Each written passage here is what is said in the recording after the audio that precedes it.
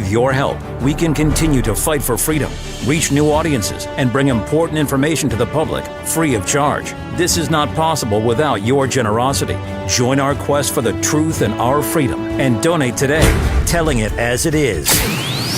This is today's News Talk, The World Today. For The World Today, this is James O'Neill. Anti-grooming gang activist Tommy Robinson said he fled Britain with his family after police warned him that an ISIS-linked publication identified as Yalgar and tied to Islamic State Khorasan province has encouraged violence against him. Robinson shared a purported call with Bedfordshire police confirming the intelligence, which was flagged by counter-terrorism services. Although the threat was considered credible, police said it did not justify him carrying weapons. The development follows Robinson's acquittal in November on terrorism-related charges stemming from his refusal to provide his phone PIN during a 2024 border stop. U.S. Secretary of State Marco Rubio told the Munich Security Conference that globalism and mass migration threaten Europe's future, criticizing post-Cold War commitments to free trade, green deindustrialization, and open borders. He argued such policies cost Western jobs, weakened supply chains, and empowered rivals like China, while mass migration destabilized societies. Rubio said controlling borders is a matter of sovereignty, not xenophobia. Despite the criticism, he emphasized that the United States and Europe remain bound by shared Western civilization, history, and faith, and urged transatlantic cooperation to revitalize rather than manage Western decline. Independent MP Rupert Lowe has launched a new political party, Restore Britain, positioning it as a tougher alternative to Nigel Farage's Reform UK. Lowe, formerly elected under Reform, said Britain requires full-scale restoration and outlined plans including private prosecutions tied to grooming gang cases and stricter immigration policies, arguing that more people must leave Britain than arrive. He also proposed cultural measures such as banning halal and kosher slaughter and prohibiting burqas. A poll suggests Restore Britain could win 10% of the vote, potentially splitting the right-wing populist electorate. That exists to serve the public, not simply protect itself. I've tried to work within the system, and I will continue to fight inside Parliament. But I can no longer pretend that the existing political structures are capable of delivering the scale of change this country now needs and at the pace that is now required. The will is simply not there. That is why today I am launching Restore Britain as a national political party. Google's Waymo is piloting a program in Atlanta that pays gig workers, including DoorDash drivers, to close robotaxi doors left open by passengers, which prevents the autonomous vehicles from operating. Drivers can earn payments, such as $11.25 in one reported case, for shutting doors so vehicles can return to service. Waymo is also partnered with roadside assistance firm Honk, which has paid up to $24 per door in Los Angeles. The initiative highlights operational limitations in autonomous technology.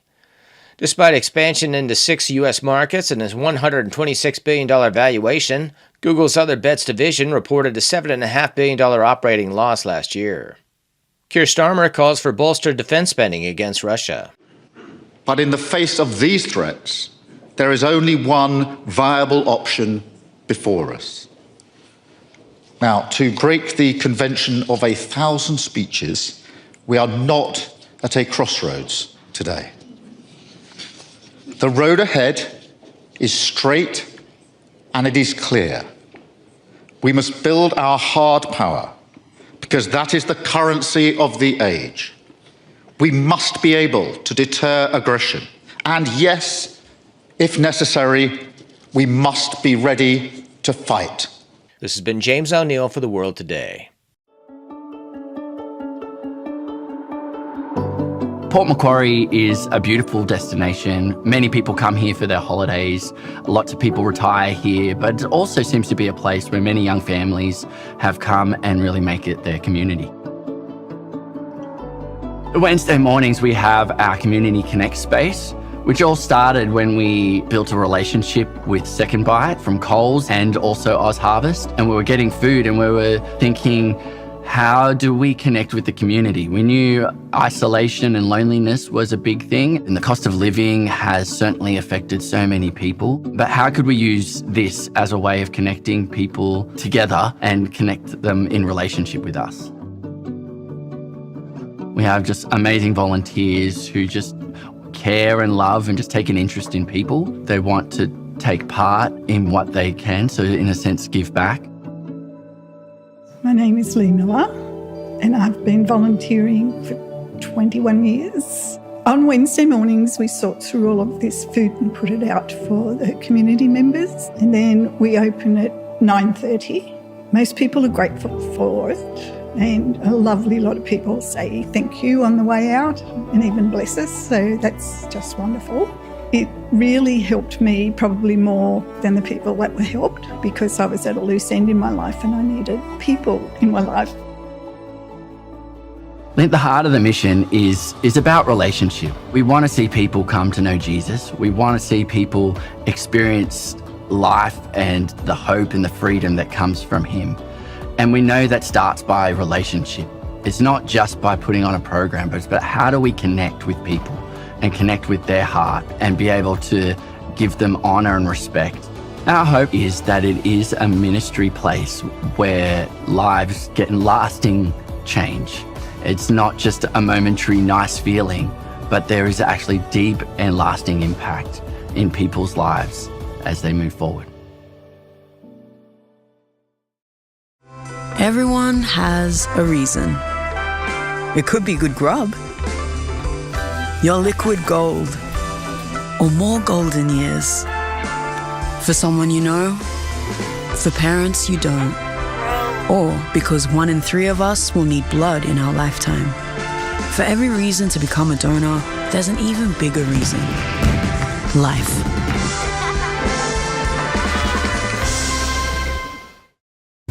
With your help, we can continue to fight for freedom, reach new audiences, and bring important information to the public free of charge. This is not possible without your generosity. Join our quest for the truth and our freedom and donate today, telling it as it is. This is today's News Talk, The World Today.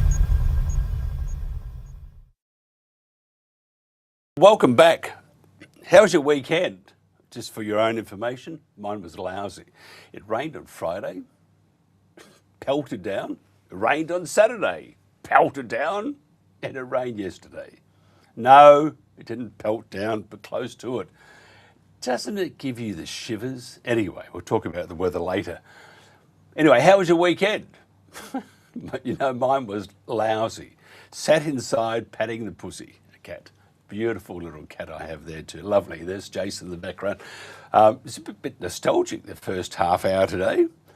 Memories. Jason Olbourne is an Australian political commentator, independent media host, and citizen journalist dedicated to uncovering truth in mainstream narratives. Now, as host of the 51st State on ANR.news, and now he's moved somewhere else. We'll find out more.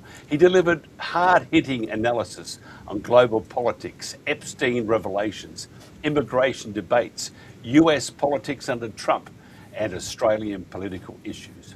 Now, previously, Jason hosted programs on TNT Radio, including Jason Q, Citizen and Friends, Compass and Weekends, as well as the Daily Australian and World Series News. We're going to talk today about a particular aspect of the Epstein files and the latest in Australian politics. Jason Q, Citizen, your friends call you Jason Q, Citizen, Olbourne. Nice to see you again. It's good to see you, Mike. You know, it's funny. Every time I see you, you get blonder and I get whiter. What's that about? Well, it's called denial. And it's... You know, I count the grey hairs on my head. I found one the other day, and it was like I had to pluck it out. You know, get the tweezers. But it's I cheat. Well, yeah, you know, good luck to you. Nice work if you can do it. But there you go. And tell me, you do the Channel 51, am I right? Yeah, well, that's been my creation for some time, to put together work and a chronicle of what's been going on. And I've decided that each episode that I do gets a number, and the number is how many days it has been since I started doing this effectively 24/7. And would you believe today's show was 3,916 days, Mike? So channel 3,900, no? Channel51.com.au and episode 3916. And Incredible. it correlates to the day that Bernie Sanders announced he would run for president.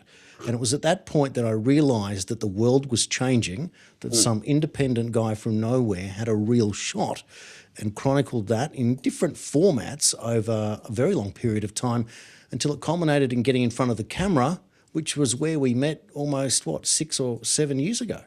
Yeah, memories. And I have to say, watch this space. There's probably some very exciting news just around the corner.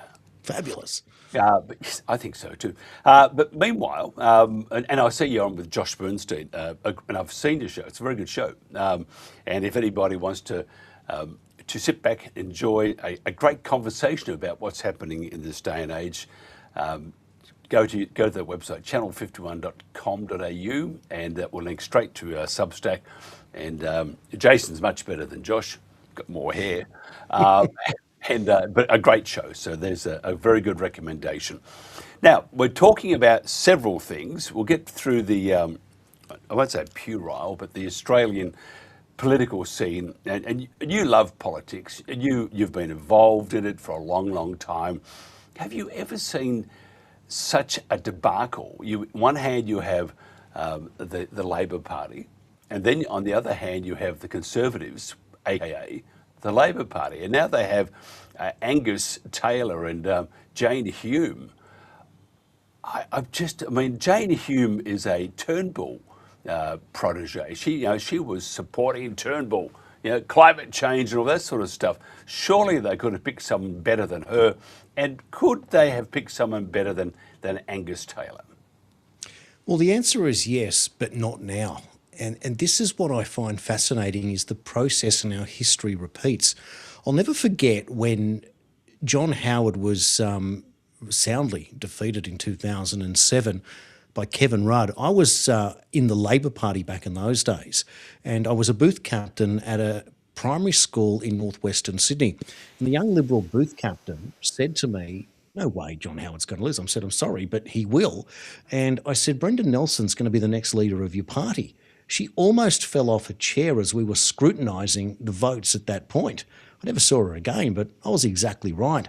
And it wasn't until they went through Turnbull and Abbott and they finally found their opposition leader. And I think the same thing is going here.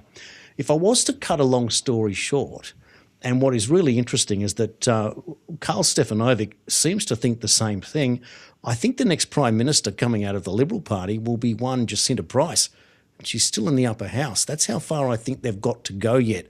And I think that's the problem. We are watching a process take place, and it is slow and arduous. And the first thing that we noticed, Mike, was the change in attitude on immigration from Angus Taylor, which didn't really get anywhere, but it was a step or a turning in the direction, but it is painfully slow to watch. And the people who have been watching this for so long, expecting change, you're not getting it overnight. It's just not going to happen. This thing is drawn out, and it will take longer and longer and longer.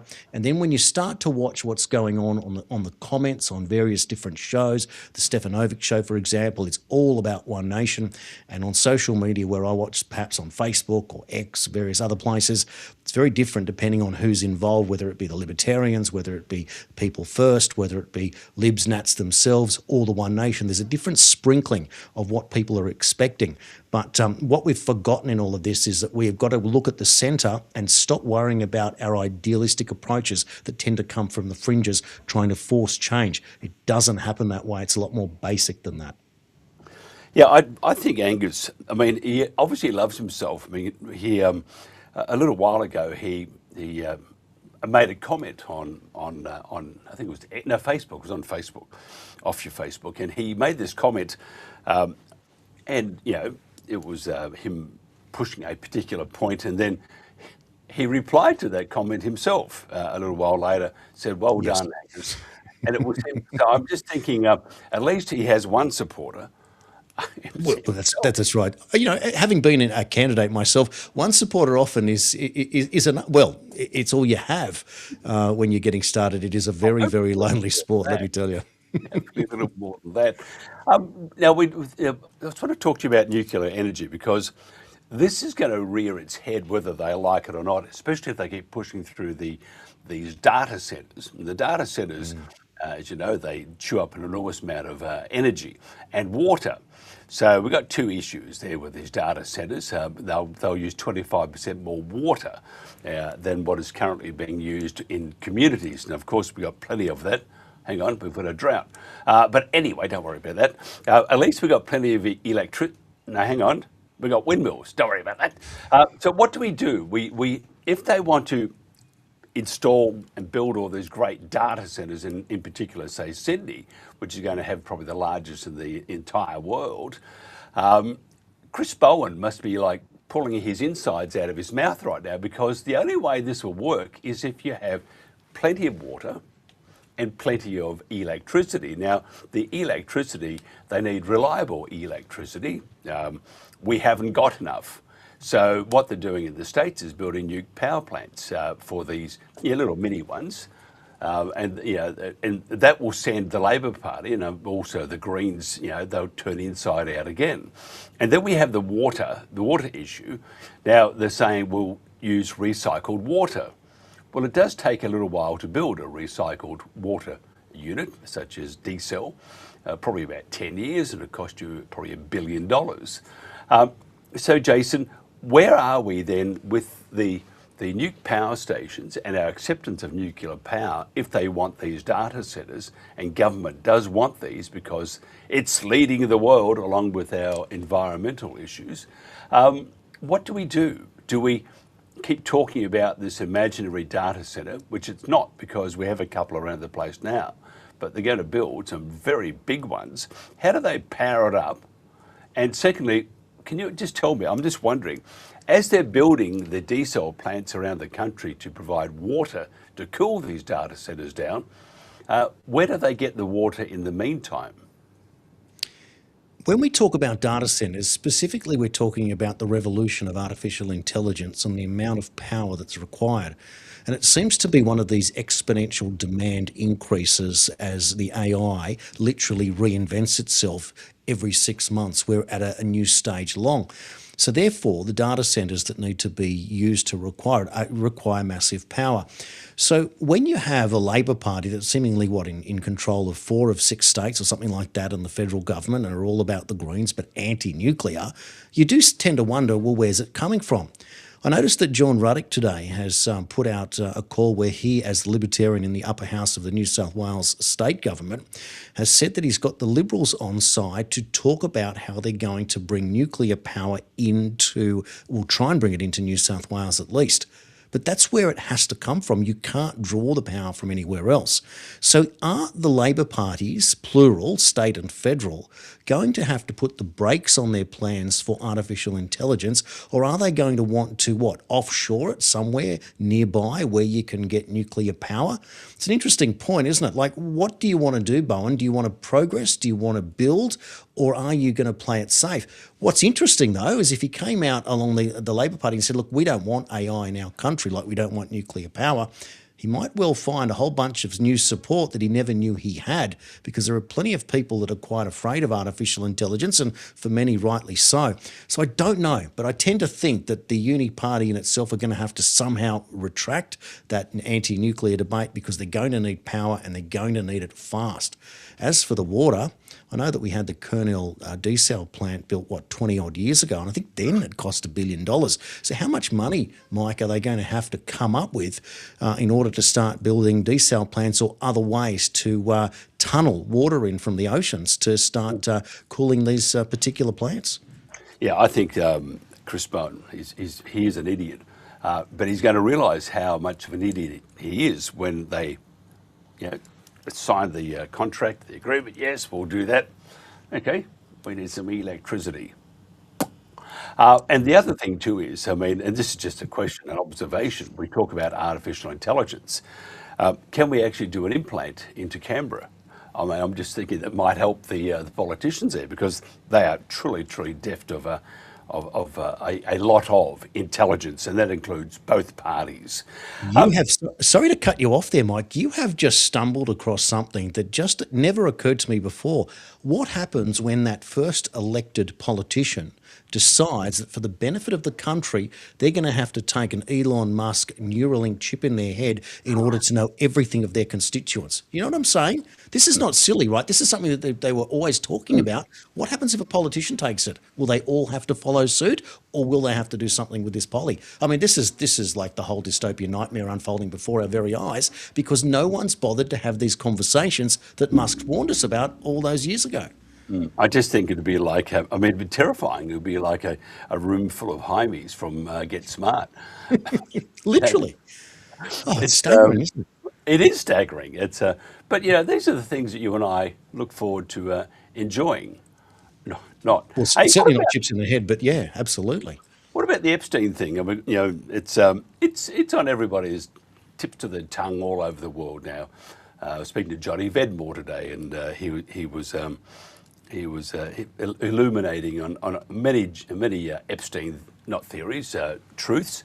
And in fact, Johnny's been on that for years, and enjoying the notoriety at the moment. But he's very good, and he's very, very true and correct in what he's saying. What's your views with 9/11 and Epstein? Well, this is something that landed in my inbox this morning from none other than Richard Gage, 9/11 architect, who I did interview in the TNT days. And it was the only time we ever allowed anyone to sort of take over a presentation the way that he was able to do it. So Richard's been following 9/11 obviously since day one. And of course, he's put out this particular article today. And what he's been able to put together out of the Epstein files is a way that has linked Epstein directly. And what I found interesting was this name of this Lady Victoria Harvey came up once again. She is a former girlfriend, apparently, of the ex-Prince Andrew. And only recently, she was on an article written by Daniela Elsa from Daily Telegraph or news.com. And she was pulling apart, this is Elsa, pulling apart these comments that this particular Victoria Harvey was talking about. And then there was a video played where Victoria says that you're nobody, like she was in the files, you're nobody unless you were in the Epstein files, which is a staggering comment. So that was part one. Then they went back and had a look at some of the other things that she had said, one of which was that Virginia Giuffre faked the photograph on the landing. She said that she went into the home in Belgrave in London that was put up for sale, that was Ghislaine Maxwell's home. And she reckons she even went in there with a tape measure under the guise of buying the property to measure for carpets. And she said it was impossible for that photograph to be taken on that landing. Now, she then comes out and says that Virginia Giuffre lied, trying to defend Andrew, and that when she died, she said some horrible things about Giuffre, that she literally lied herself into death or something as horrific as that.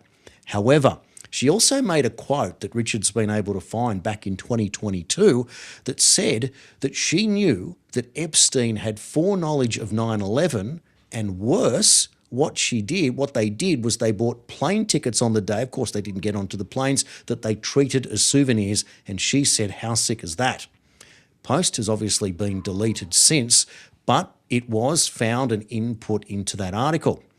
Where it goes further, though, is the analysis of Howard Lutnick and also Rudy Giuliani in 2010 apparently are going to accept a meeting with Epstein himself. This was done between assistants, etc., on either side, but we don't know if the meeting ever took place.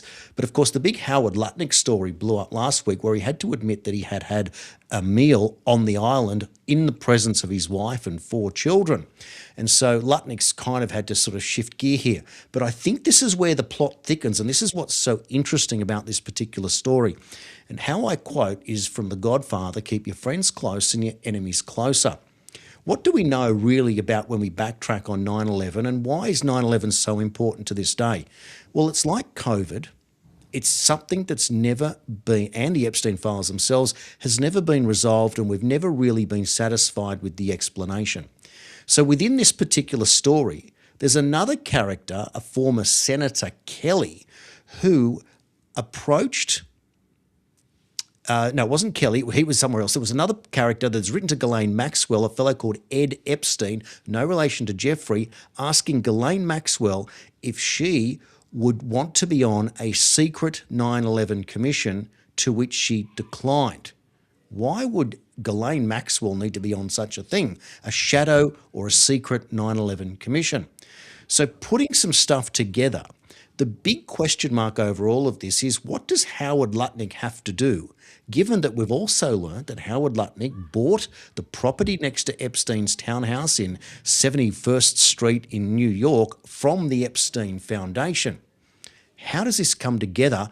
Again, why is Howard Lutnick's name important? He was the CEO of Cantor Fitzgerald on 9/11 when 658 people died out of some 2,300 odd people on that day, including his brother. But Lutnick himself wasn't there.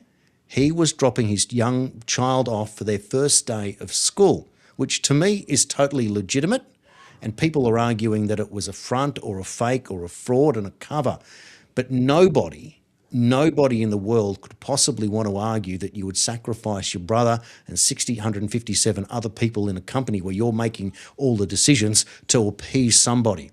On the contrary, what I believe might open up here is the fact that Lutnick, keeping a relationship with Epstein, like Giuliani, all of whom worked together with Trump. Now, of course, there's the connection with Giuliani and Trump over the New York five families. There's the connection to the Atlantic City casinos. And there's also Mike Johnson slipped out recently, maybe 6 or 9 months ago, that Trump was known to be an FBI informant, which relates directly back to the whole New York crime families. This is mind-blowing stuff. So if Trump, who was the first person out of the blocks on 9/11 to say that he didn't understand or he doubted the way that the buildings came down, that there was something up there, and he knows Howard Lutnick becomes the Secretary of Commerce, which gives him direct oversight over NIST, which is over World Trade Center 7 knowledge of what happened there.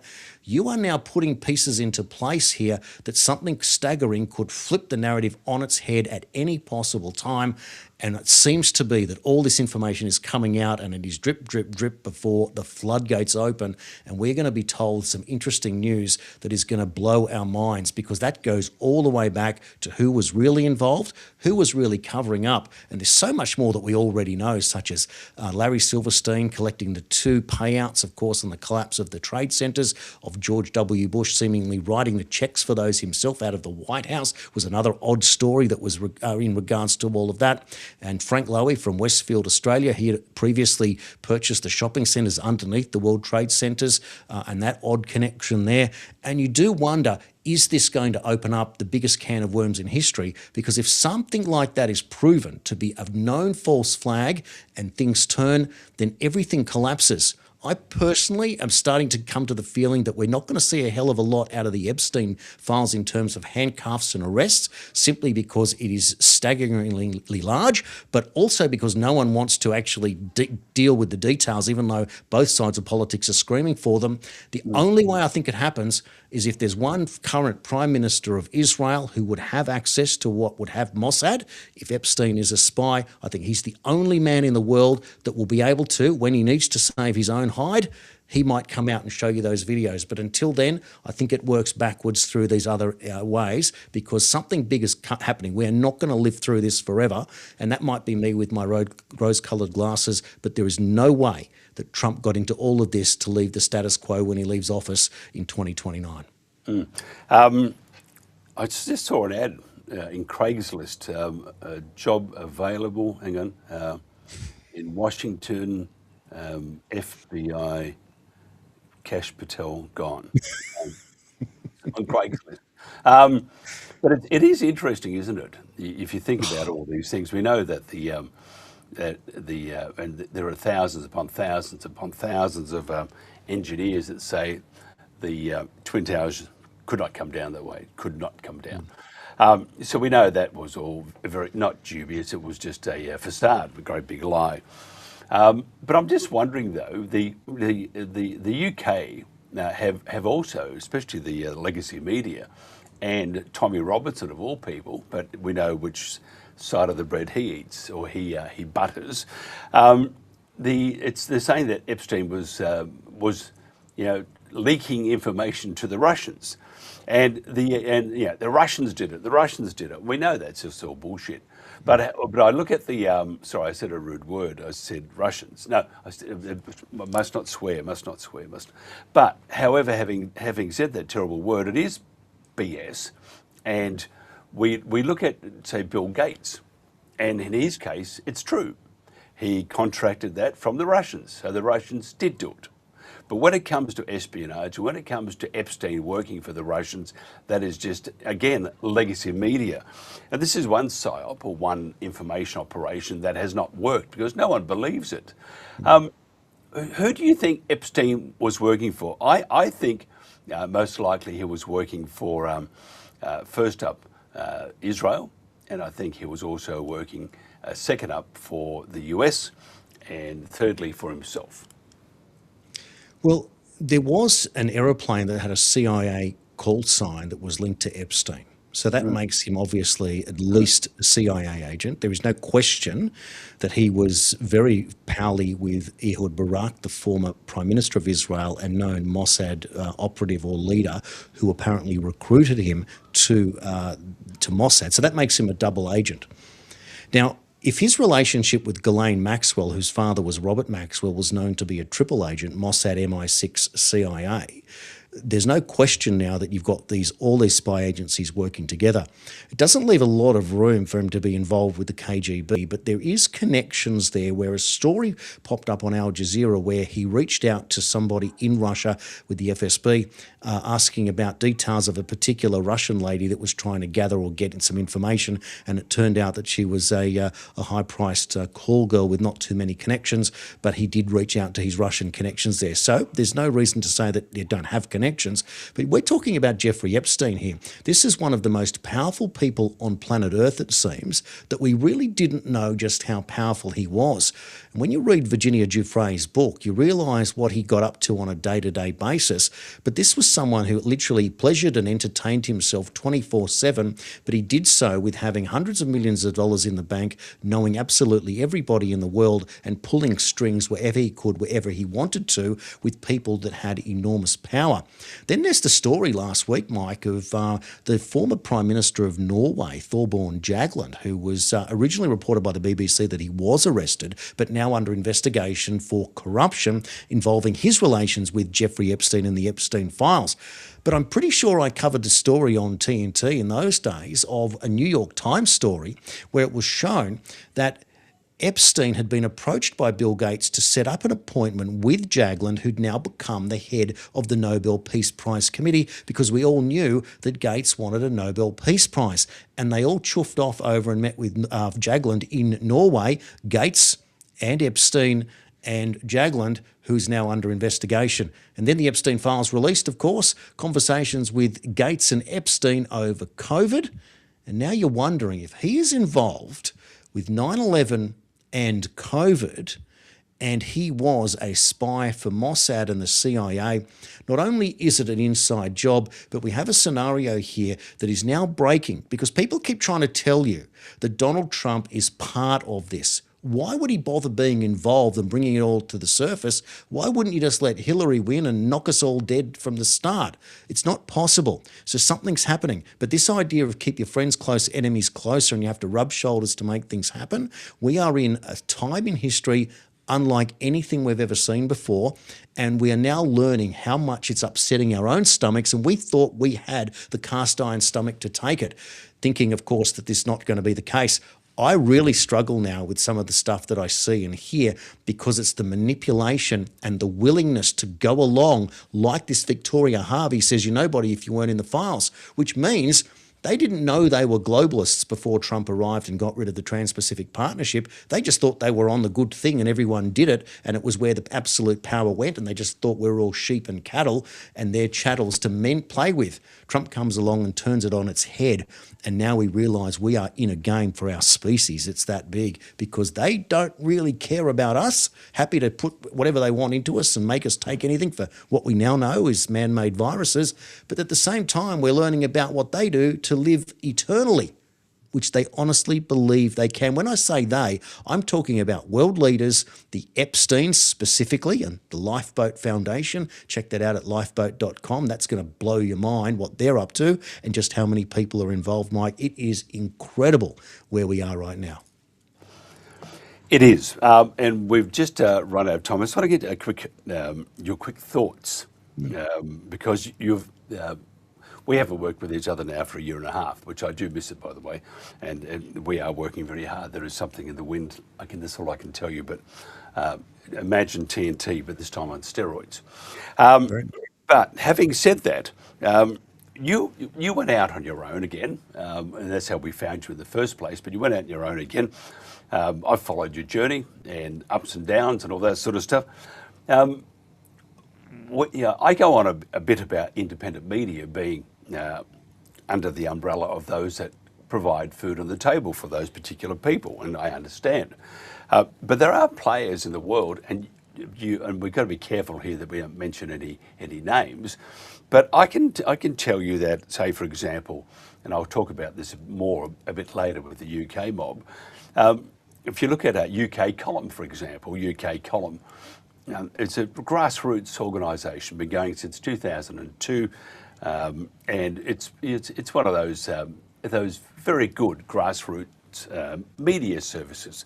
And if you look at, and I won't say too much here, but there was a post put out and a video put out by an ex-work colleague of ours, Jeremy Nell, and he's gone on about how great certain people are. It was truly, I'm looking at UK Column, and it's truly a propaganda piece for the Chinese. That's my opinion, and I'm allowed to have that. And if I'm wrong, fine, but a propaganda piece, and I understand that everybody needs to eat. Did you find in the independent media circles, were you surprised at some of the discrepancies in people's opinion of themselves? Oh, goodness me. Independent media is going through a coming of age, if you will. So there was the original necessity that was the COVID era that brought a lot of us to the surface, and we got to test our mettle in that particular process. And then we went through the next stage, which was after you all got banned, how did you come back and could you maintain an audience or not?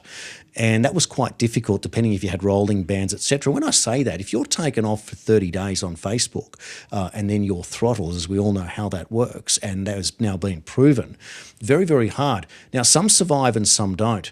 But then, of course, we learn this term confirmation bias. And this is the hardest thing about what we do.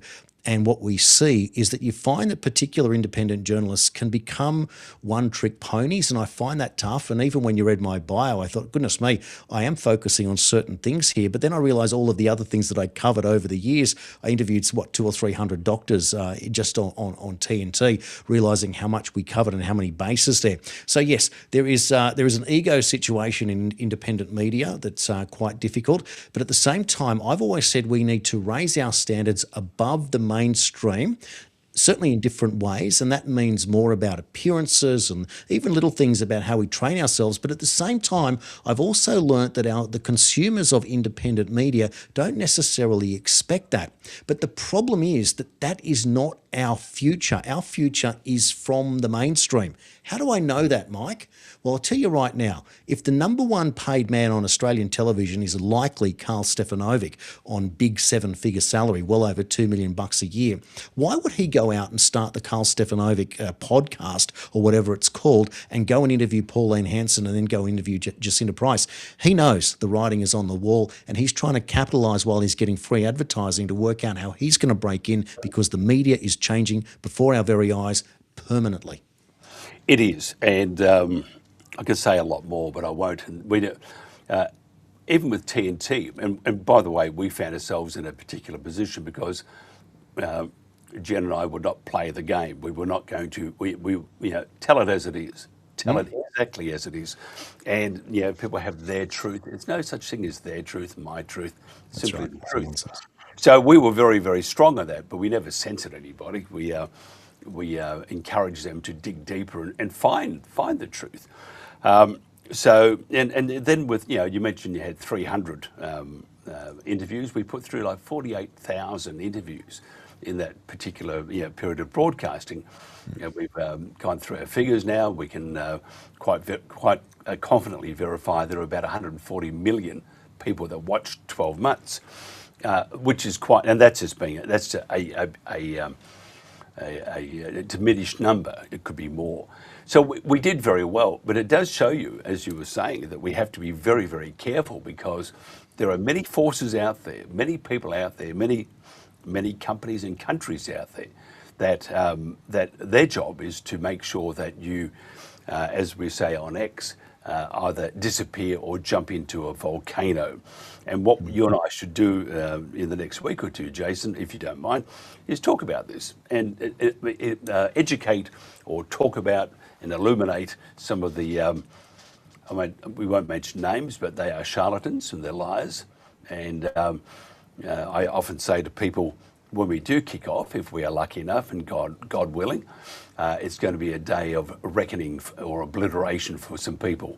And I intend to do that because they did terrible things to you, did terrible things to everybody that worked for TNT.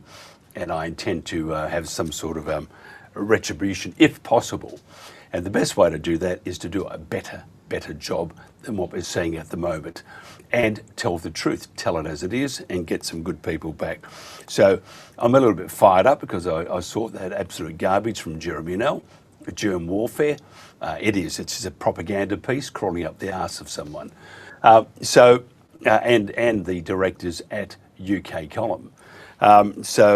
If they're watching, and apparently they are, they do watch us a bit. Please note, we're coming back, God willing. Jason. Invitation there. Come back on again, chat again in the next week or so. Oh, look, it'd be fabulous, Mike. Next time I'll be more polished. I'll get a haircut. No, I actually did that for today's show. I like your hair. And my point is, Mike, look, it's a great thrill that what you were able to provide, both you and Jenny, to me, was an opportunity to fine-tune and take an apprenticeship as a midlife career change in something that I believed in, and to turn from amateur to, I guess, professional, or at least semi-professional in my own eyes. I'm a pretty hard marker of myself, but in order to create something new. And the feedback that I've got many years later was that people absolutely loved the shows that I did on TNT. They can't wait for the interviews that I did, and they would say to me, we watched you do the news, we watched you do the interviews, and we preferred the interview shows. And I feel that this journey that we are on is evolving. It's no different to a rock band doing a different album. They don't want to make the same thing all the time. They want to do something and move on and make something new, and I feel the same thing. And I still don't know what I'm going to do when I grow up, but I have a feeling that I'm still going to have to be involved in Australian politics, but I do look at the US in this once-in-a-lifetime opportunity and feel like we're going to come out on the other side in a much better place. Otherwise, why are we bothering at all? Here. Agree with you entirely. JC. I'll take it. Hello, sweetheart. Australian political commentator, independent media host at channel51.com.au. Thank you so much for your time. And we will do this in the next week or so. And pass on our regards to Josh too. He's a great bloke. This is The World Today. What is Australia's deadliest predator? The one that hits with more than 30 Gs of force, strikes in under a second, leaves catastrophic injury in its wake. You won't hear it, you won't see it, not until it's too late. Australia's deadliest predator isn't found in the wild. It's on our roads. Speeding is the killer.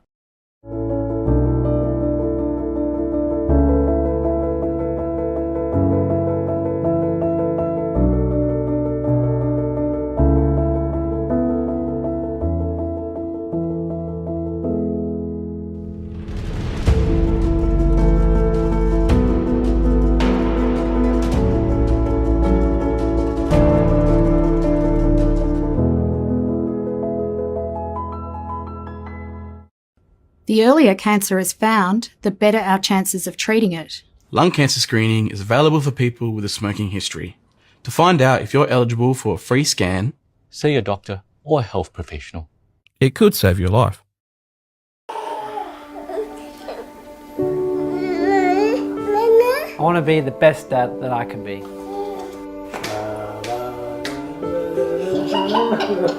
I will be her biggest fan. I want to be his superhero. I love being connected to my kids.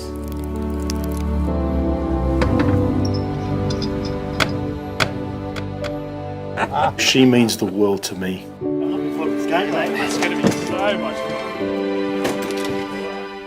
I love being his dad and his best mate.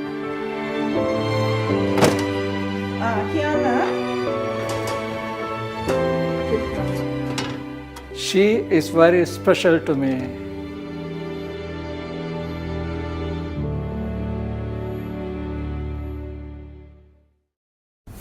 With the latest information and analysis of major events from around the world, this is today's News Talk, The World Today. And welcome back. Thanks very much to Jason Olbourne too. Great conversation, and one of the excellent members of TNT Radio than TNT in the past. And just watch this space. Thank you, Jason. Jordan Dittloff is a law graduate and works for the Free Speech Union of Australia. Formerly Federal Secretary of the Libertarian Party, Jordan worked to help guide the party through the challenges of constitutional and structural reform and the adoption of its new party name. Jordan maintains a keen interest in policy and in legislation before Parliament. We're going to talk to Jordan today about the galloping censorship being witnessed across the West, in the UK, across the EU, in the US, Canada, and of course Australia. Clearly our governments are in retreat, and the dismantlement of free speech and other key principles of democracy are necessary to bolster incumbency.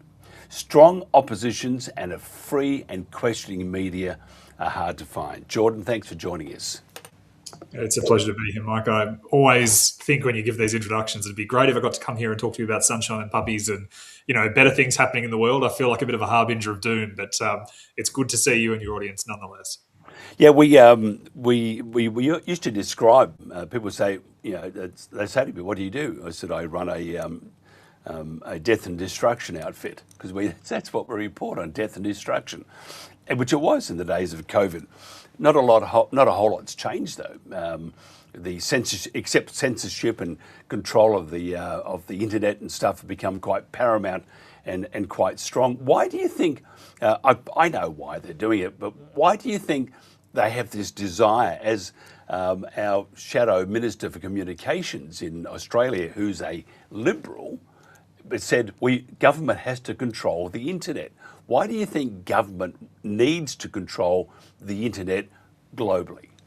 Well, when we say government, what we really mean is the major party establishment. So that's one of two wings of the same bird are going to be in power across most of the West at this time, with a few exceptions. But really, what they're afraid of is they and their mainstream media allies, collaborators, whatever we want to call it, losing control of the narrative, and that is their biggest fear, because that control of that narrative has historically shored up their position and meant that they can control or manipulate what people think about issues, what issues are getting discussed, and try to sort of, control the flow of the river of information. And in the modern day, in the internet age, where you've got many very fine alternate media outlets like yourself, people like Topher Field, Rebel News, and many others, you've got this sort of increasingly loud and increasingly large, as Jason said, when Carl Stefanovic is doing a podcast of his own one-on-one with Pauline Hanson, you sort of know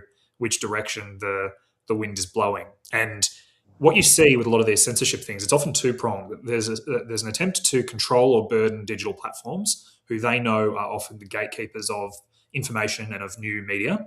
So platforms like X, platforms like YouTube, I imagine there's a reason you guys sort of host and broadcast your services from your own platform, not natively from any of the things I've just mentioned. And that's very wise because they're using that sort of gateway status of digital providers to target them for regulation and fines. They're often not targeting you, as in the World Today News, or me, as someone with a YouTube channel sort of promoting alternative information.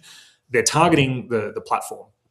So that's the first kind of prong they're using. And then often what you'll see, which frequently comes up kind of beneath the surface or less often noticed, is, and the good example of this is the misinformation, disinformation bill that failed to pass in late 2024. You see this attempt to essentially shore up and run a protection racket for the mainstream media. So the misinformation, disinformation bill would have seen a carve-out or exemption for misinformation and disinformation provisions for the mainstream media because they're supposedly, more reliable, more accurate, and more adhering to journalistic standards. And of course, I can't say that with a straight face. I imagine you, as a fellow exile or refugee, whatever you want to call it, from mainstream media once upon a time, would similarly struggle to say that with a straight face. And so you have this two-pronged approach to censorship where it's both trying to limit and control the new media, and it's trying to prop up and protect the old media because they know that the old media's business model is fundamentally doomed and will fail in the long run. So they're trying to do anything they can to sort of maintain this artificial playing field and, using that two-pronged approach to do so. Do you think, everyone's talking about, in Australia, Carl Stefanovic, the morning guy from Channel 9, doing his own podcast, and he has these interesting people on, very much like I think John Anderson does something called Conversation. Carl's numbers aren't that great. They are not that great on YouTube. Now that's not surprising because YouTube can doctor the numbers if they want to. But the warning sign is we are ramping up for something. I don't know what it is, but you don't have all the countries in the world, or most of them, going hell for leather with censorship. There's something happening, and it's often talk about 2030. I don't know if that's the case, but they are all lockstep now, and they're going to become quite a problem for those with free speech. But however, having said that, people will get away with it. If you have mainstream media under the guise of, say, Carl Stefanovic, and he could be quite innocent. But having said that, if you get mainstream media into the domain of those that enjoy independent media, then you can again start using not blatant government wishes, but you can use nudging. And nudging is a little bit of this and a bit of that, and you move people across to the narrative or to the thought process collectively that government wants. So do you think the intrusion of legacy media into a domain pretending to be the Australian version of Joe Rogan, trying to get that audience to start following this particular person, and then he does his nudging, do you think that's a warning sign, or am I just being a bit paranoid? Well, look, just because you might be a bit paranoid doesn't mean people aren't out to get you, and I can say that from personal experience. Oh, yeah. They're not always mutually exclusive statements. But the reason I was smiling as you were talking is I have a bit of a theory about Carl Stefanovic, that he's kind of a legitimate investigative journalist trapped in the body of a buffoon on these morning shows. And the reason I know that, or the reason I suspect that, is because they do a sort of a morning after the budget with the Treasurer every year. And every year, the Today Show with Carl Stefanovic interview of Jim Chalmers has been my favourite interview to anticipate, because every year Jim Chalmers thinks it's going to be this softball, easy interview. And this year, it might have been the last year, Carl Stefanovic said, Treasurer, how does it feel to deliver your last budget surplus? and I just thought that was the most fantastic, because the look on Jim Chalmers' face, you could have seen the blood drain from his face. He sort of had this stupid shit-eating grin as he does, and it just, fled from him in abject terror. But so my sort of suspicions about Carl aside, I think that what you're seeing is mainstream media and people who are influential within mainstream media, they can see the same things we can see about trends. They know which way the wind is blowing. And through a mix of their own personal ambition and the sort of desires of the mainstream sort of corporate media masters, of course, they want to follow suit. They want to try to sort of latch onto the trend and be a bit parasitic in that way. They don't want to be the forerunners taking risks and doing scary things when a platform's new. They want to jump on the bandwagon once all the risk has gone. But the beauty of alternative media and digital media news platforms is that they are very much merit-based. They're very much community-based. You can't, whether it be through YouTube's algorithm or whether it be through algorithms on X and others, which reward engagement, which reward early interactions, resharing, replying to comments, all this sort of stuff. These are things that the mainstream media just aren't very good at.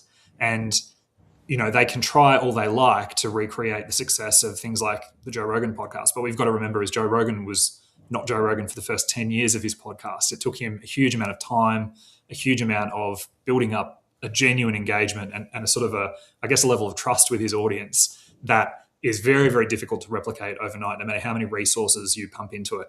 I think someone like Tucker Carlson's a great example of that, where he now regularly does numbers that are far in excess of his former employer, Fox News. And I think that these platforms and these alternative models of media are very democratic in a way that, the Murdoch press, in a way that Fairfax papers, all these sorts of entities really hate, because they don't like merit-based democratic communication or information flow, and they'd much rather have a privileged, protected position.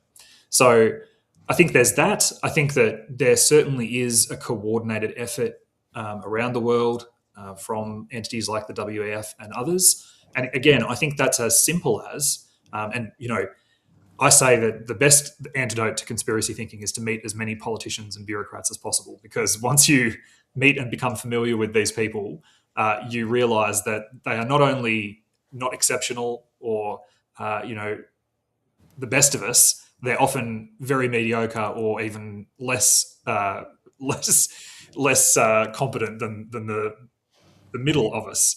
So, but it is true that these kind of networks of influence have been very used to being able to dominate and control and manipulate the flow of information, and they are absolutely not responding to the challenges that are coming their way without an effort to fight back. So what you're seeing is the system that has been in existence, status quo, basically pushing back and trying to fight the tide. But fortunately, as difficult as it might be and as rarely as it might seem like that from us in it, looking at it, I think that our side, the side of free speech, the side of uncensored news, of democratic flow of information, you can't beat the signal. In the long run, no matter how much, and sometimes, especially when the government cracks down and tries to control these things, you will see the uncensored, more free speech-oriented approach prevail.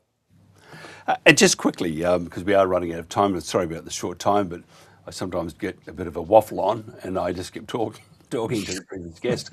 I will get slapped down for that, and I can't wait. Just quickly, though, your thoughts on the... I thought Susan Lee was drab, or lay. I look at Angus Taylor, and I look at Jane Hume, who's an ex-Turnbull fan. Do you think much has changed, or is it just all smoke and mirrors? Well, look, I'm very much on the record on this show and in many other instances of being very, very fatigued and critical of the Liberal Party. And, I often say that I think of the Libs like an ex that I sort of still want to see doing well. I don't have any grudge against them. You see them at a party and they're making bad decisions and getting drunk and, fraternising with bad people and making bad life choices, and you just cringe. That's how I feel about the Liberal Party a little bit most days. But I think we should also, we've asked for change. We were very unhappy with Susan Lee. The Australian people really weren't impressed with her, and One Nation's polling surged as a result. They've listened to that, for better or worse. Better late than never. And I think we should wait and see what they do rather than what they say. Taylor's come out with some sort of heartening messaging in terms of cutting both taxes and spending, talking about restoring sensible people to front bench positions, and that's from both the left and the right. Talking about bringing Jacinta Price back, bringing Andrew Hastie into sort of a more domestic economic portfolio. And also, notably, I would say Tim Wilson potentially has shadow treasurer. Angus Taylor was treasurer in the Dutton opposition, and he really didn't manage to lay a glove on Chalmers, which I think, as you say, doesn't fill me with huge confidence in him as leader. But you do need someone, if you're going to have a leader who's a bit more steady as she goes and sort of reasonable everyman, which I think Taylor is more that than, say, a Keating or a Costello, you need someone in that attack dog role in the Treasury. And I think that Tim Wilson, for all that we disagree on some issues, I think he would be very good in that role. So, I think that we may well see a real sort of resurgence from a very, very low base with the Libs. Like, I think a lot of people really just didn't like Susan Ley, and some of One Nation's surge in support has been that. So I think we will see that sort of come back down, and we will see the Libs kind of bounce back a little bit in the polls. What they can do with that and what they actually deliver versus what they simply talk about, we'll have to wait and see. Jordan Dittloff, always a pleasure. If somebody wants to find out more about what you do or how to get in contact with you, how do they do that? So all of my socials, I'm on YouTube, X, Instagram, and Facebook. I'm at Dittloff, the number 4 cents. So at Dittloff, 2 T's, 2 F's, 4 cents. And I'd love to hear from you on all the issues we've talked about and more on my other channels. Absolutely fantastic. Jordan Dittloff there. Coming up next, the Protagonist, and we're going to talk about immigration and if the UK can actually have a government with some gonads to actually do something to stop this tide of illegal immigrants coming into the UK. This is The World Today. Next up, the Protagonist.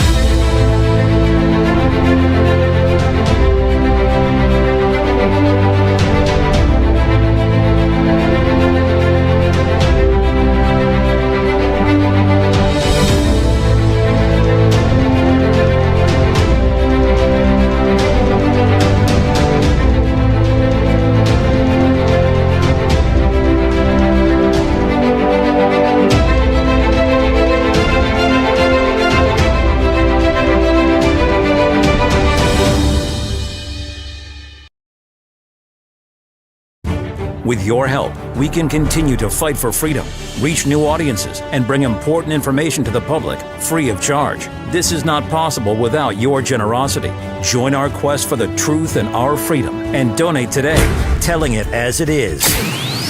This is today's News Talk, The World Today. For The World Today, this is James O'Neill. A 23-year-old conservative student identified as Quentin died after allegedly being beaten by Antifa activists during clashes at Sciences Po in Lyon. The violence occurred on the sidelines of a protest organized by the women's group Collective Nemesis against a lecture by far-left MEP Rima Hassan. Prosecutors are investigating aggravated manslaughter and assault. Nemesis claimed masked attackers used knuckle dusters and tear gas. Condemnations came from President Emmanuel Macron and Marine Le Pen, while Jean-Luc Mélenchon accused right-wing figures of exploiting the tragedy and did not directly denounce left-wing violence. President Trump's advisors have warned that securing a durable nuclear deal with Iran is historically difficult to impossible, as negotiations resume in Geneva following inconclusive talks in Oman.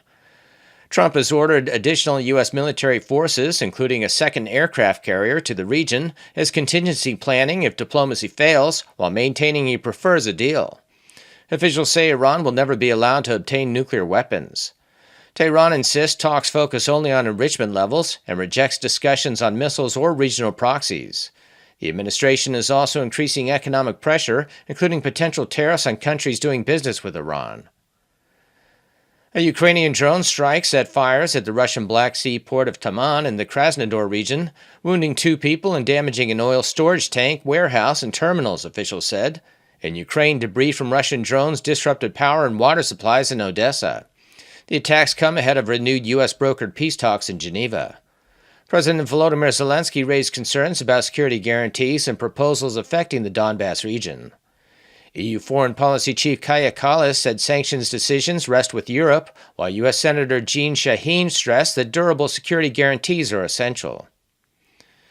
An internal ICE memo outlines a $38.3 billion detention reengineering plan to expand capacity and speed deportations under President Trump's mass removal orders. The proposal calls for 8 mega centers housing up to 10,000 detainees each and regional processing hubs, increasing total capacity to 92,000 beds by November. ICE says 1.6 million illegal immigrants have final removal orders, about half with criminal convictions. Proposed sites include facilities in Texas and potentially New Hampshire, drawing local opposition. The plan promises humane detention standards, legal access, medical care, and streamlined processing, but has sparked political debate nationwide. U.S. Secretary of State Marco Rubio began a two-day visit to Slovakia and Hungary on February 15th to strengthen bilateral ties and discuss NATO commitments and energy cooperation. In Bratislava, Rubio met Slovak President Peter Pellegrini and Prime Minister Robert Fico, marking the first visit by U.S. Secretary of State in 7 years. Talks focused on defense cooperation and NATO obligations. Rubio is also scheduled to meet Hungarian Prime Minister Viktor Olbourne, a close Trump ally. Both Hungary and Slovakia face EU scrutiny over democratic concerns and ties to Moscow. We want allies who can defend themselves so that no adversary will ever be tempted to test our collective strength. This is why we do not want our allies to be shackled by guilt and shame. We want allies who are proud of their culture and of their heritage, who understand that we are heirs to the same great and noble civilization, and who together with us are willing and able to defend it.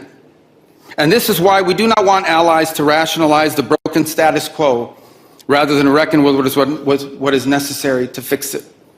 For we in America have no interest in being polite and orderly caretakers of the West's managed decline.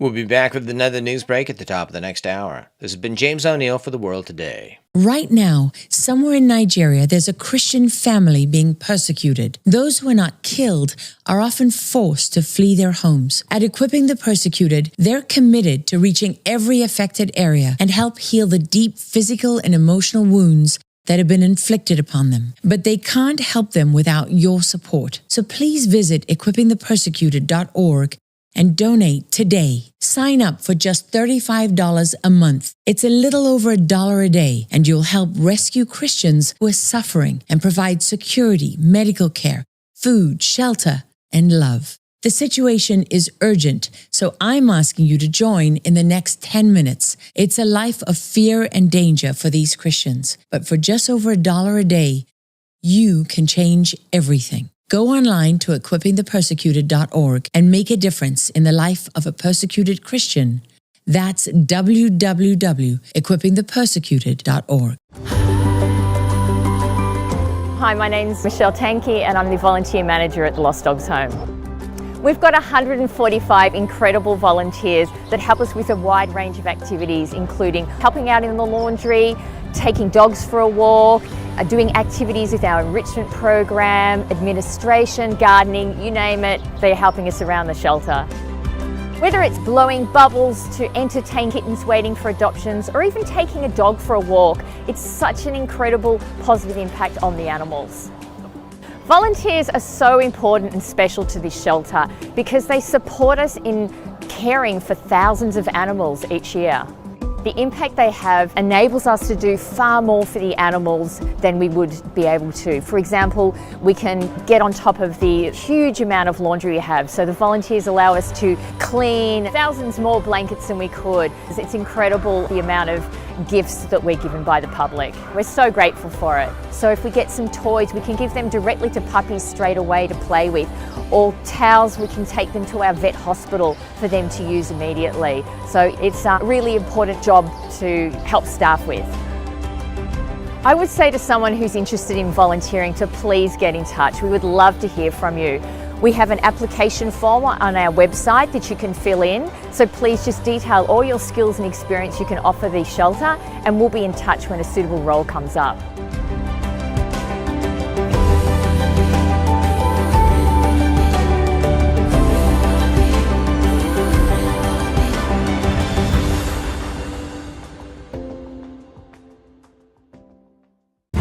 With your help, we can continue to fight for freedom, reach new audiences, and bring important information to the public free of charge. This is not possible without your generosity.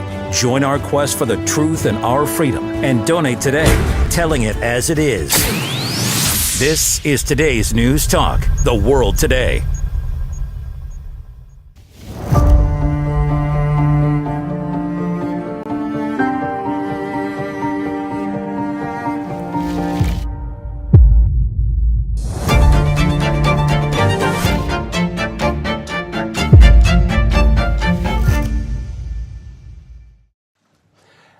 Welcome back to the Protagonists. Now, the UK is reeling from illegal immigration. We've witnessed many governments employing a deliberate demographic strategy aimed at increasing their populations and cultural diversity through unprecedented flows of both legal and illegal immigration. Such governments had a choice in accepting this strategy, as most lack the budgets or infrastructure to support their own citizens. International humanitarian laws, the lack of processing facilities and other resources to intercept asylum seekers have been used as excuses in enforcing border controls. Now, despite the breakdown in law and order and social unrest and incredible sums required to accommodate asylum seekers, why do these governments still fail to act? Those in opposition make noises that they will do things differently, but really, is it too late? Will most nations just accept illegal immigrants as citizens, such as occurred recently in Spain, 500,000? You're all citizens. P.S. Don't forget to vote for us. Now, these guarantees, and it guarantees electoral success and solves some problems overnight. The cost of housing and feeding these new citizens remains, but these costs have already been factored into future budgets. Can these citizens be put to work if a high proportion have command of the national language? Perhaps what is required now is to accept, educate, train and assimilate so these people can at least earn a salary and give at least something back to the country they've invaded. As for those who allowed them in, should they not be changed or charged with endangerment of the population or treason? Perhaps hundreds, if not thousands, of positions can be abolished. I think so. Civil service, like all countries, is probably very, very top heavy and just with people sitting there making paper jets. And by doing this, you'll be making huge savings in public service and civil service salaries. We're going to talk to our panel about what can be done when the horse has already bolted. Our panel today is Trevor Coult, decorated British veteran councillor, not yet, getting close, Councillor Alan Cook, politics and technology consultant, and Danny Armstrong, who's a Moscow-based journo. Thank you very much for joining me. And the protagonist, Trevor, can you tell me, is it too late to wind it back and to get some sort of order with the UK right now in regards to immigration? Well, Mike, first of all, thanks for having me on. It's never too late to fix it. It's not. It's too late at the minute with this current Labour government, if I'm honest. It's too late to fix with them.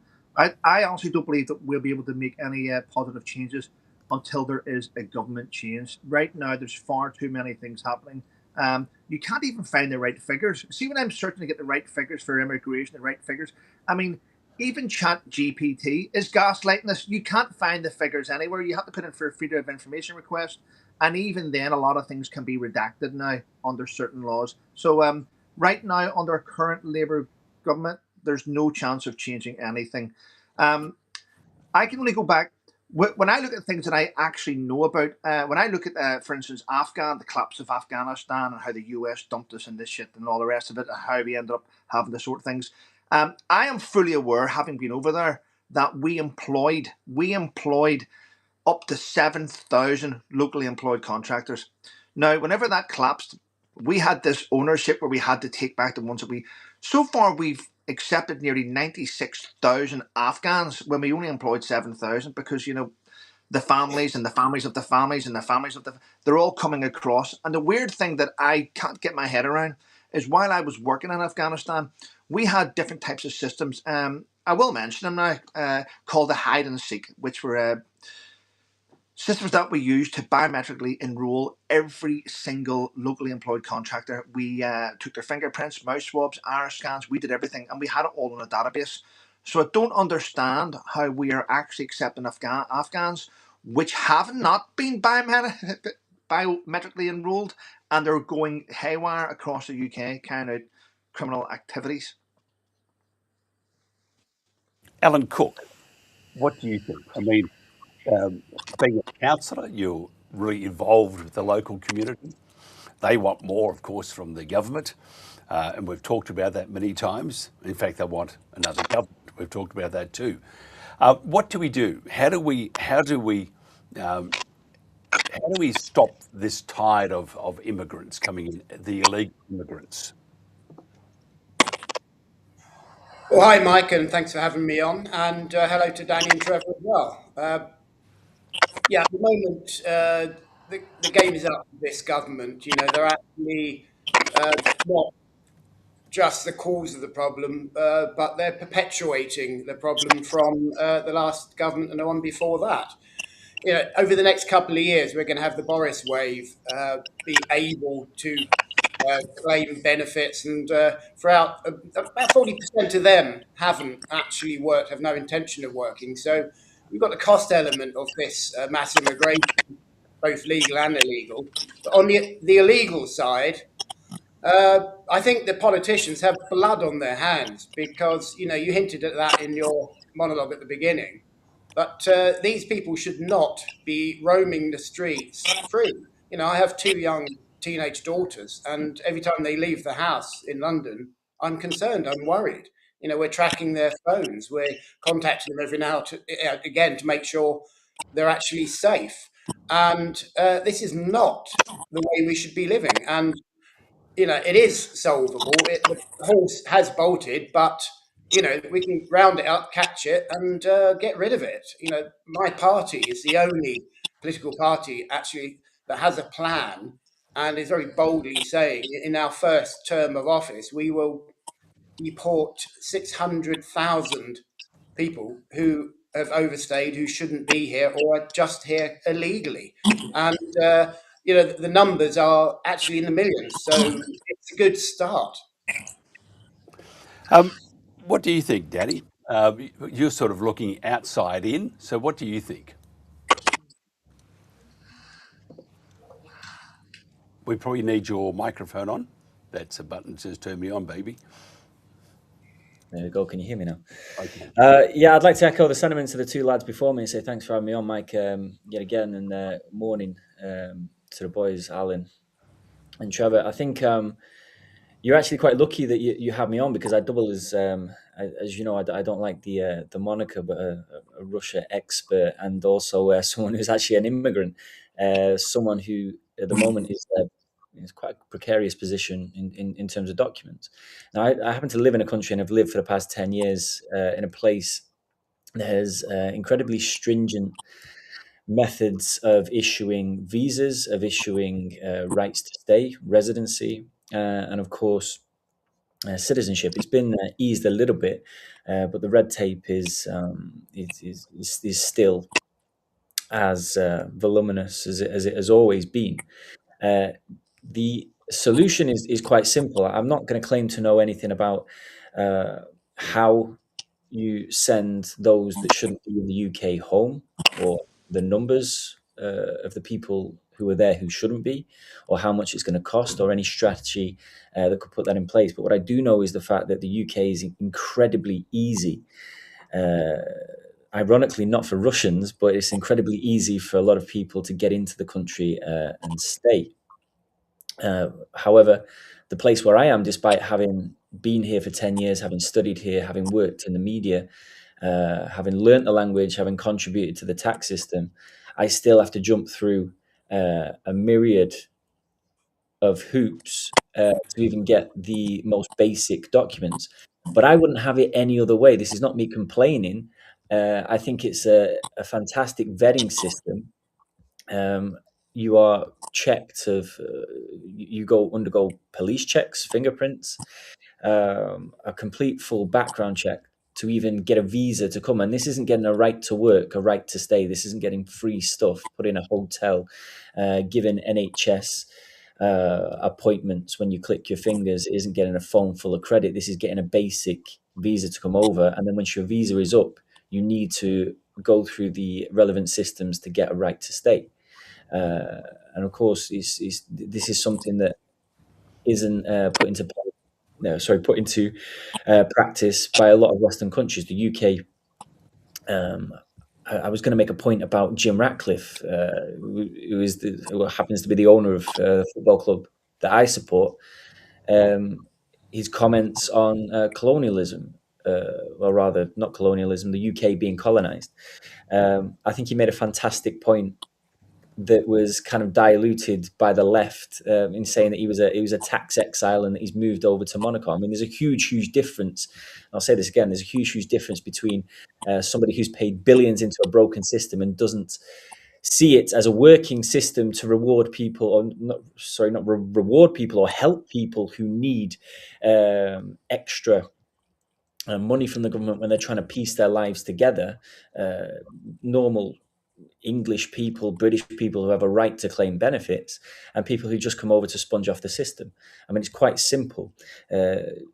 Jim Ratcliffe has paid more tax than anybody can, or any of us will ever pay, or any of us can really imagine. And the left make this argument that he's a tax exile, he's a migrant himself. I think it's rather insulting to migrants who go and contribute to other countries or have contributed to their own country, and then are slagged off by the left, who of course want everything on a plate and want handouts and want somebody else to pay for whatever they want. So I think I think there's just such a lot of work to do from what I see. But I think that the UK could learn a lot from Russia's example of how hard it is to get in here, how hard it is to stay here, and the rules in place that you must contribute and you must prove yourself as someone who's contributing to society. I think the UK could look at Russia without pointing the finger and without trying to make everybody turn around and say, hey, look at this. We know what's going on at home is bad, but look what's happening in Russia. They killed Navalny. Epstein was a Russian agent, without turning around and making up all sorts of fantasy stories about Russia. They could actually look to the east and take a leaf out of their book. Can I ask you, Alan? I mentioned that Spain have done it. They, anointed 500,000 illegals and said, "Gracias, thank you for joining us." Prego, whatever they want to say, and tacos and Spanish food is awaiting you. So in other words, and they would expect those 500,000 were going to also vote for the government in appreciation of the kindness. What about the UK? And I mentioned before, do we have an inclination, or do you think Starmer would like to instantly grant all those illegal immigrants, because it's so hard to control them, make them all English, give them the citizenship, or not English, British, give them a citizenship. They all become Brits and they can all vote, and he would most likely be expecting a sort of a thank you so much for making us legal. Is that an option? Do you think that will happen, and will that happen before a change of government? And again, I always say this, I don't know if there will be a change of government. I know right now there's the consensus is that Starmer needs to go, and so does Labor, and that the front runner is Reform UK, which I understand under Nigel is doing very well indeed. But it's still another 3 and a bit years to go. So do you think in that time Starmer will initiate a mass blessing? In you come, off you go, watch Monty Python. I think, to start with, Mike, I think tacos are Mexican and not Spanish. But yes, I know that. I just they still eat tacos. No, they still eat tacos. No. If we actually start giving the people who've come here illegally the right to work, then it will skewer our domestic employment markets, and it will lower the wages for everyone else, because the majority of people will be in low-skilled employment, and that means the people in those jobs will never potentially see any pay increase. So, the whole point of Brexit was to actually increase the pay of the lowest paid and protect these job markets. So if you flood any sector with 500,000 or 1 million people, it's going to cause a lot of damage. But also it becomes another huge draw for the rest of sub-Saharan Africa to come here as well. And, the whole idea is to actually stop this unwanted immigration, certainly at the levels it is at the moment. We need immigration. We don't want to stagnate, but we need to choose who we want and need here. So it's a very, very bad idea. So I'm pretty sure the government at the moment will probably look into doing it. All the things that they are doing, 15 U-turns, I think Starmer has done so far. So, no bad idea is not worth investigating as far as he's concerned. And yes, obviously, the first sort of level of immigration, the first tier always votes Labour. So it's in their best interest if they want to try and shore up their support in this country, which is failing. Luckily, there is hope. There's light at the end of the tunnel with Reform UK. We are now, the country's largest political party. We've grown in a number of years to that extent. It's quite incredible. The political movement of this size hasn't been seen for 100 years in this country. So it's quite remarkable what is happening. It shows quite clearly that the public has had enough of the legacy parties, and they do want something new. They want the parties are all global socialist parties apart from Reform UK. So we are offering people a choice as well. So it's a big task for us. We are writing all the bills to right the wrongs now. We're not going to wait until we're in power.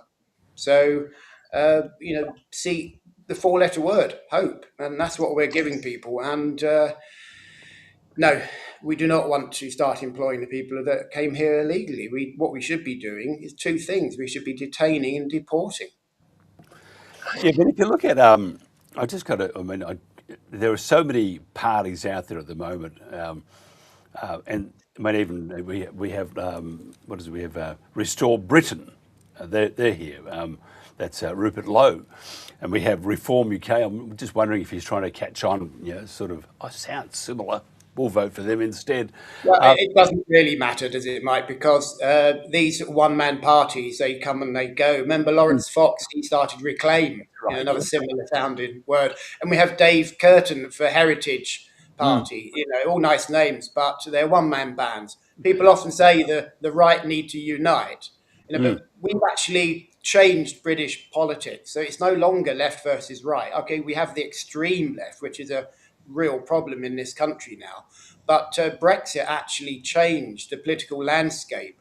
And we had the centre-left and the centre-right who both voted for Brexit. And we've never seen that before. And so now we are having the centre-left and the centre-right both voting for Reform UK. So people say we're divisive, but actually we're one of the only unifying forces there are in English politics. We're bringing these, previously separate groups together, and we're giving people the choice. I've got a little slogan. It's change your party, not your politics, because most of the other mainstream parties seem to have drifted so far to the left and into this sort of global socialism trap that they've moved away from their core voters. That's why we've got this huge number of supporters, and we've led in well over 200 of the polls now. So it's more than a blip. This is a real movement, and hopefully there will be a general election before 29. Well, you need to, don't you? But otherwise, Starmer of the Labor Party can create all sorts of headaches for future governments, and you can see that with the prior administration to the Trump administration. Danny, what do you think? Do you think that they would anoint en masse a whole bunch of illegal immigrants and welcome to the UK? You got to start sounding like us, and here's your free file on Monty Python to understand British humour. But do you think they would be very tempted to do that? If they did that, would it affect the end result, and that being either Nigel becoming Prime Minister or Nigel not becoming Prime Minister? I think you're exactly correct in mentioning what's happening in Spain in the 500,000 that they've allowed in. Well, what's going on and what we see, and it's propagated by the left, or at least the extreme of the hard left, whatever you want to call it, is that they seek to turn these people into voters. Of course, when it's like one hand washing the other, they bring in however many hundreds of thousands of immigrants, and then they get that votes back. It's what the left do with, and then these people turn into, not necessarily they factually turn into British nationals, but they still bring their culture, they still bring their language, they still bring their families, and then they create mini communities within our communities, and everything becomes quite secular, and that's where you get the division from. But these people will turn into voters. It's exactly what Labour do with certain areas of the UK that has a large Muslim contingent. Now it's okay, let's say what we're seeing on the right is people hoping to sweep up all the opposition to that, and it's rightful opposition, because it's people who are being done out of work, it's people who are being done out of their communities. If you raise a point about pubs being shut down left, right, and centre, I mean, the pub is a hub of British culture that's sadly it's being lost, and it's part of a broader picture. It might not seem like anything serious, a pub being shut down, but if somebody's local, if the place where the people of the local community have been there for years and years and years don't have a place to congregate, and the people coming in, they have their mosque, they have their Arabic schools, and they have whatever else it might be, their chicken shops and their hairdressers on the high street. You do see British culture being replaced. Now, what the right is trying to do is trying to sweep up all the opposition to that on the right, which is, it needs to be organised. What worries me is the fact that, as you say, there's reform and restore, and before that there was reclaim. What I'll make the contrast again with Russia is that we don't have this here because we have a party that looks out for number one. We have a party that's looking out for Russians. We don't have Labour who's looking out for votes, who tries to push the tired old trope of diversity being our strength, which I think it's got me sick to my back teeth and sick to my stomach, the fact that we use this, or not we, rather the government uses this to deflect attention away when anything bad happens with illegal immigrants that they welcome in Nuneaton or Oxford. Even when they jail them, sometimes they get let out on an error halfway through their 6-month sentence for sexual assault or rape. It's okay, the right saying, yeah, we're going to do this, that, and the other, but who are they actually looking out for? Are they trying to farm votes in this vacuum that's been created by Labour trying to farm votes? Who's looking out for who? If unskilled workers come in, and this is something that's been going on for the last couple of decades, before it was Eastern Europeans being granted the right to come over and work in the UK. So before it was Poles and Lithuanians and Latvians coming in, or Czechs or wherever. What it does, it undercuts the market. It's not felt in places like that has a big middle class, or there is a middle class area. It's felt in places that have the working class or the lower class, and so it's felt there. And what this creates is these people need a voice, and then it's this whatever party at the time and whatever it's called at the time, whatever form it undertakes, it funnels up those voters. But where is it actually going? Because we've seen it time and again where it's been a good idea, but it's really put into practice. Do they have the voting power? Do they have people who are? Do they have bums on seats and feet on the ground? I mean, what is it? But from what I'm seeing, for over in a place that has a leader that actually puts the interest of its people first, I'm seeing people being promised in the UK, and of course, people on benefits. For the last decade, maybe 2 decades, it was people who were. The natives, as people like to say, or white British people who were ridiculed. We even had a documentary, Benefit Street. I remember it when I was growing up, where everybody used to point and laugh at the white people who were struggling and the white people who were on benefits. So it's just it's the view that's changed. It's the same thing. We have a broken system of people. We have millions of people on benefits. We don't need millions more adding to that. It's the same when the left say we have lots and lots of rapists amongst our own. Why do we need to add to that though? So yeah, I see. I'm just a little bit worried about the solution to this all, and whether it's just people being promised a way out for people who just want to get into power. Alan, okay, let's go forward a bit. Nigel was Prime Minister.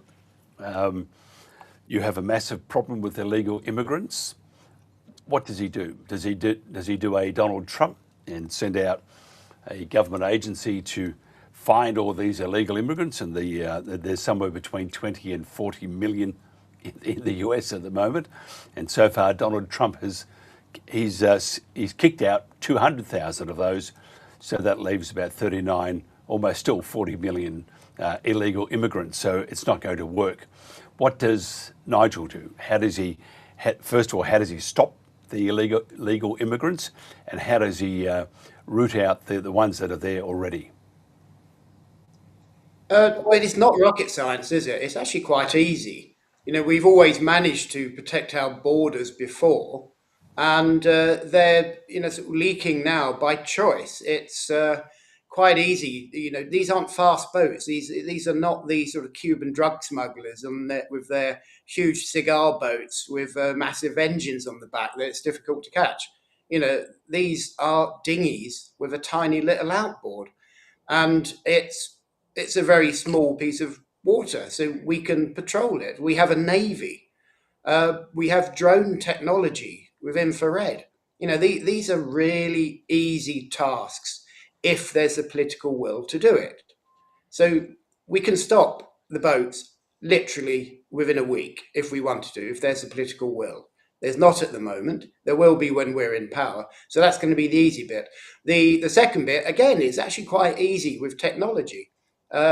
Just about everyone over here who is basically an illegal immigrant has been fingerprinted, and it's all done digitally. So basically the immigration police over here have got handheld machines, and you stick your finger in, it tells you who they are. So it's quite easy to identify people. We don't need digital ID cards for the whole of the population to find out who shouldn't be here. But as we've said, we've promised in our first term we'd actually deport 600,000. So that is a start. And you've got to start somewhere. And if you do that every year, it's really not going to take long to get into a position where, we can actually have access to the public services. Because at the moment, you try in England to get a dentist appointment or a doctor's appointment, or try and get into A&E in a hospital and not have to wait for 8 to 12 hours. And so all of these problems, without actually doing anything to improve public services, all of these things will improve naturally. The huge pressure we have on housing in this country. And I'm a councillor in Bromley, and Bromley is the largest borough of the 32 boroughs in Greater London. And we have the most green space, when it comes to green belt, over half, it's around about 2% of the borough is green belt. And the Labour administration want to build on that. And the trouble is, once that's gone, it's gone for good. You're never going to get it back. It changes the whole dynamic of the whole area. And, inner London is a very different style of living to the outside, the donut they refer to in Greater London, which is rolling fields and farms.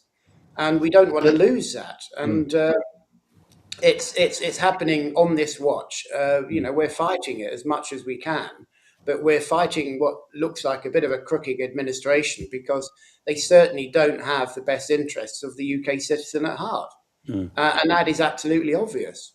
But it's going to be a difficult job, but we can do it. And it's basically chipping away. We already have, what the Americans call the ICE, isn't it? We already have immigration departments here who go around and they sort of raid nail shops and car washes and Turkish barbers.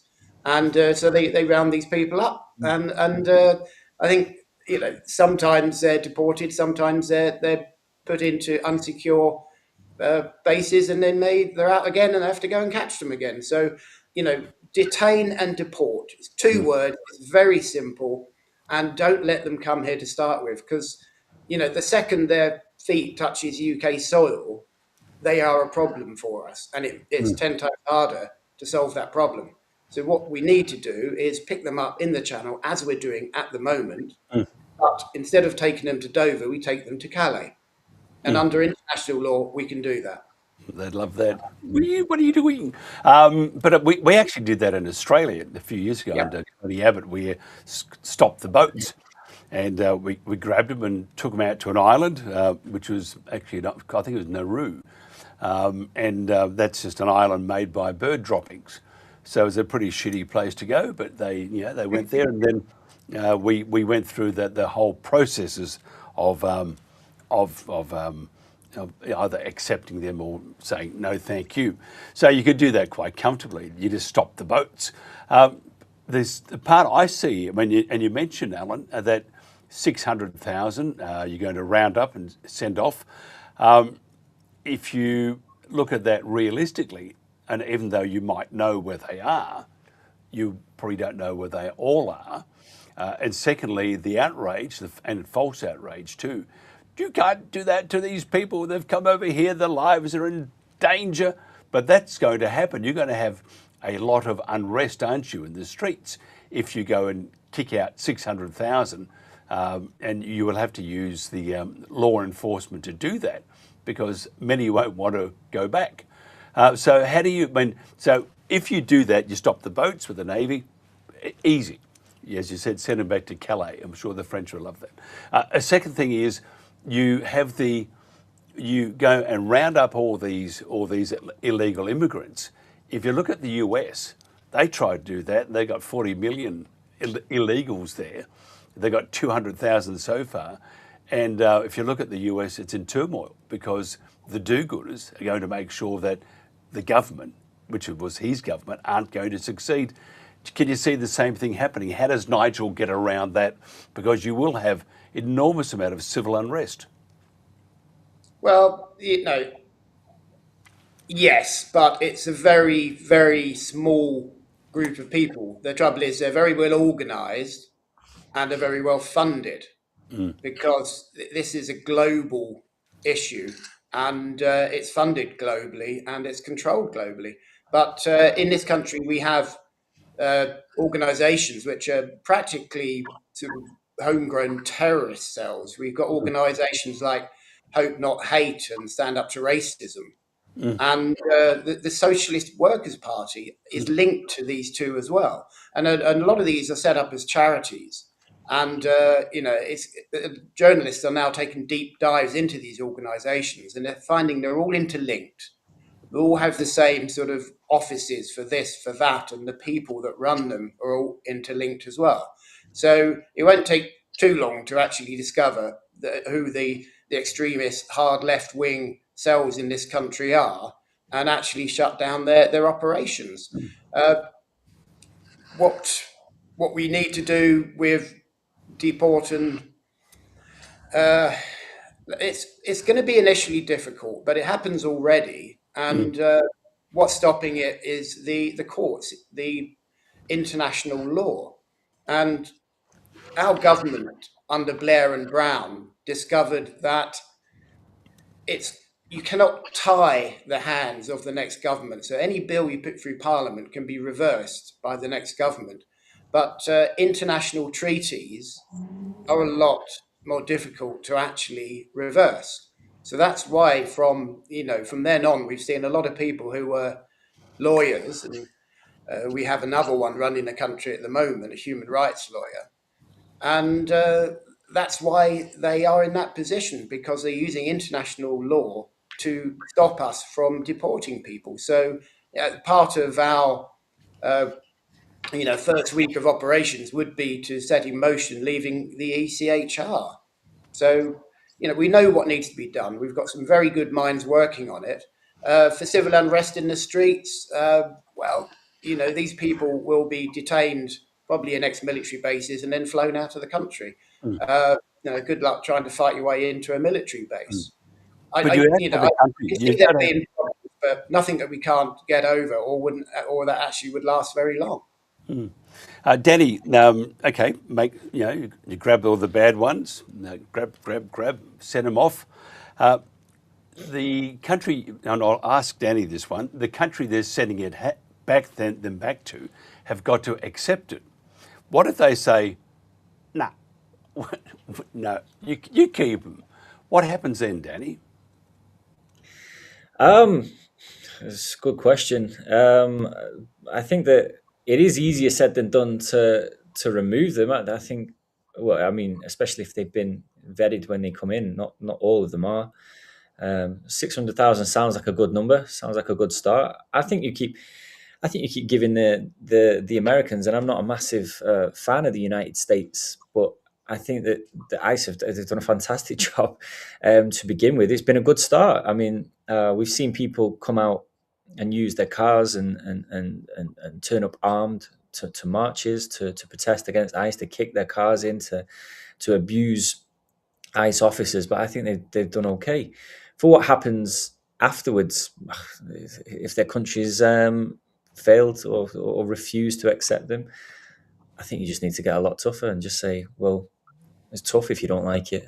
But they don't have to take it, the country. I mean, and Alan will verify that. Well, we've just had deals with some countries, Mike. So basically what we said is if you don't take your criminals back once they've served terms here and the illegals, then you lose all visa benefits to the United Kingdom. So it's just been done, and there's one thing the Labour government has done which is correct, and it's about 3 countries so far they've signed deals with. We put pressure on them. They said, no visas, but we are still the financial centre to a degree of the world. We still have some sway. There are ways and means to pressure countries into taking their own citizens back. Mm-hmm. You mentioned that 600,000, compared to the US, when they've sent back 200,000 out of 40 million, so they still have almost 40 million there. 600,000 for the UK, I agree. It's probably going to be some upheaval. I also see your streets. I see the country going even into more despair. Now, I'm not saying that Farage is doing something bad. I'm just saying that the upheaval, because these people, as Danny mentioned, they are a lot of them part of the community, and as you mentioned, you're going to have all these splinter groups and people that organise protest.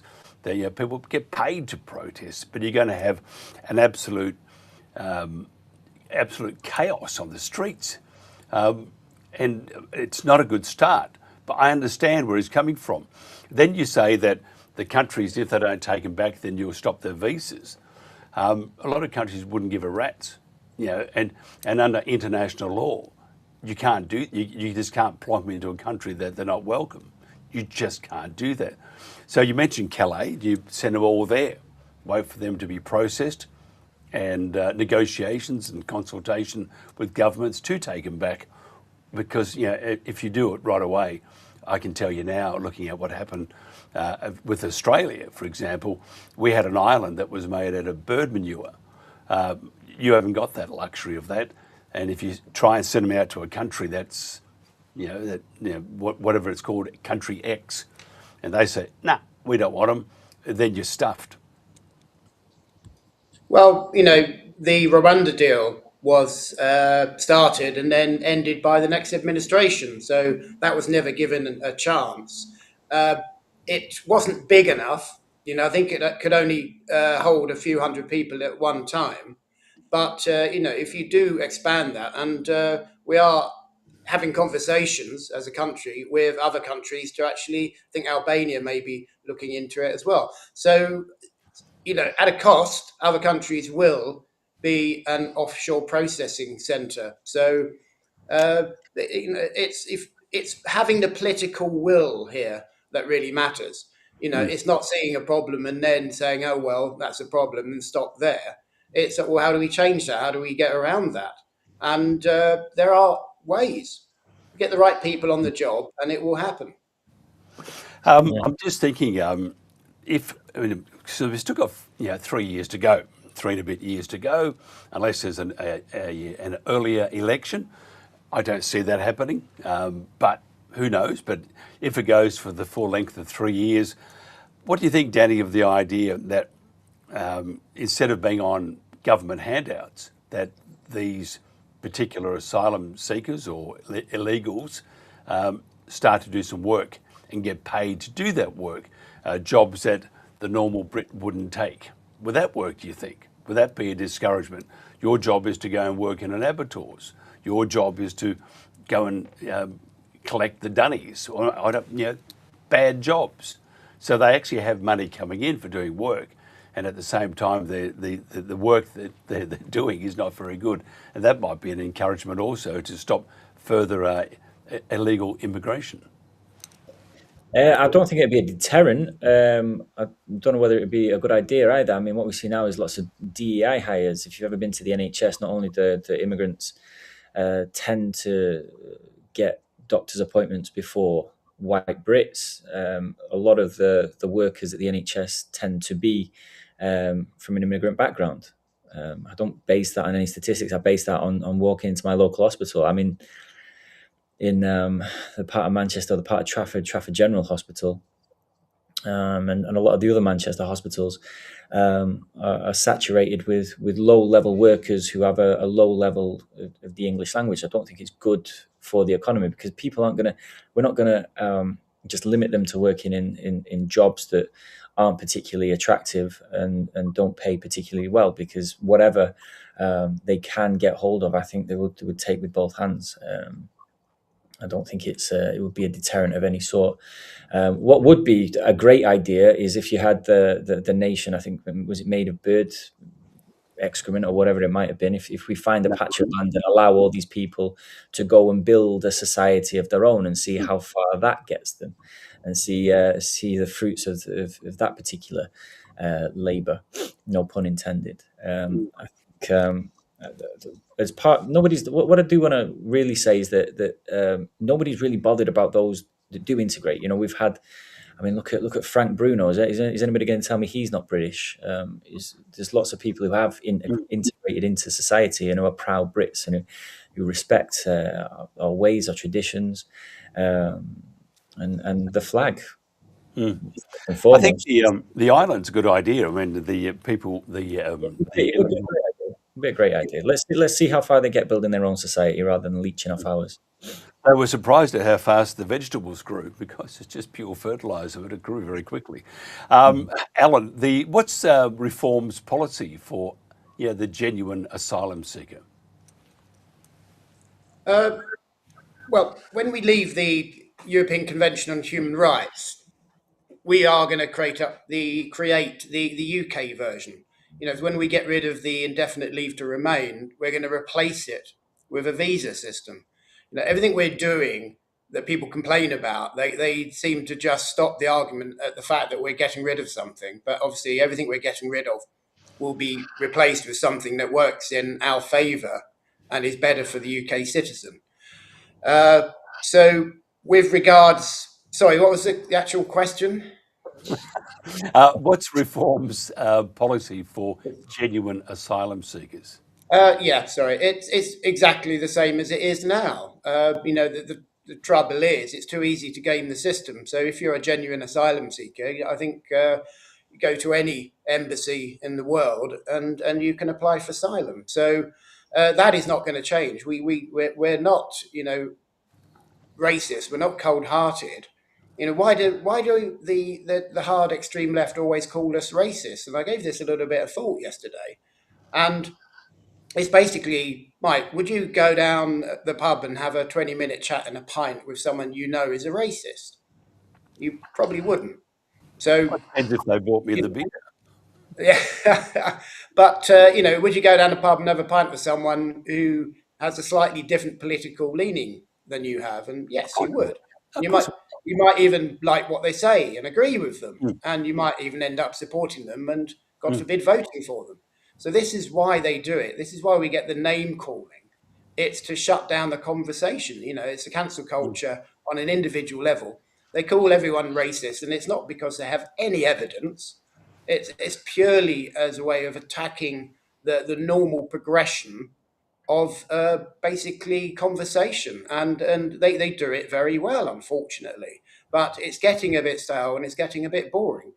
As a party, yes, we are 100% behind real asylum seekers, and we'll obviously, we always have been as a country, and we always pretty much will be.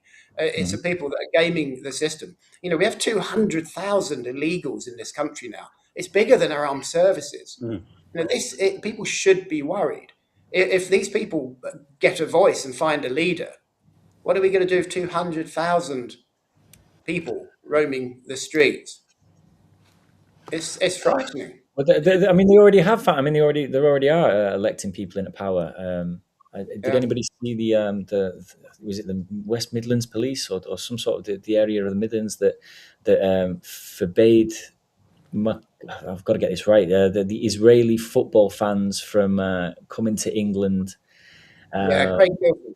Yeah. They were playing Aston Villa away. Well, away for them, but they were playing in Birmingham, and the panel that blocked them or blocked their arrival into the UK was almost exclusively made up of Muslim councillors. These people are electing people to power. There's an array of Muslim leaders. We've had we have them in power. We have them in every government, and we have them dotted all over the country. But one of the things that I did want to say about racism is that what's great about sort of the current climate is that nobody's really bothered about being called racist anymore. It's lost its meaning. Fascist, Nazi, racist, whatever you want to say, it's been picked up by the left and just thrown about willy-nilly to describe anybody who has a slightly, as you said, Alan, a slightly different political leaning than yourself.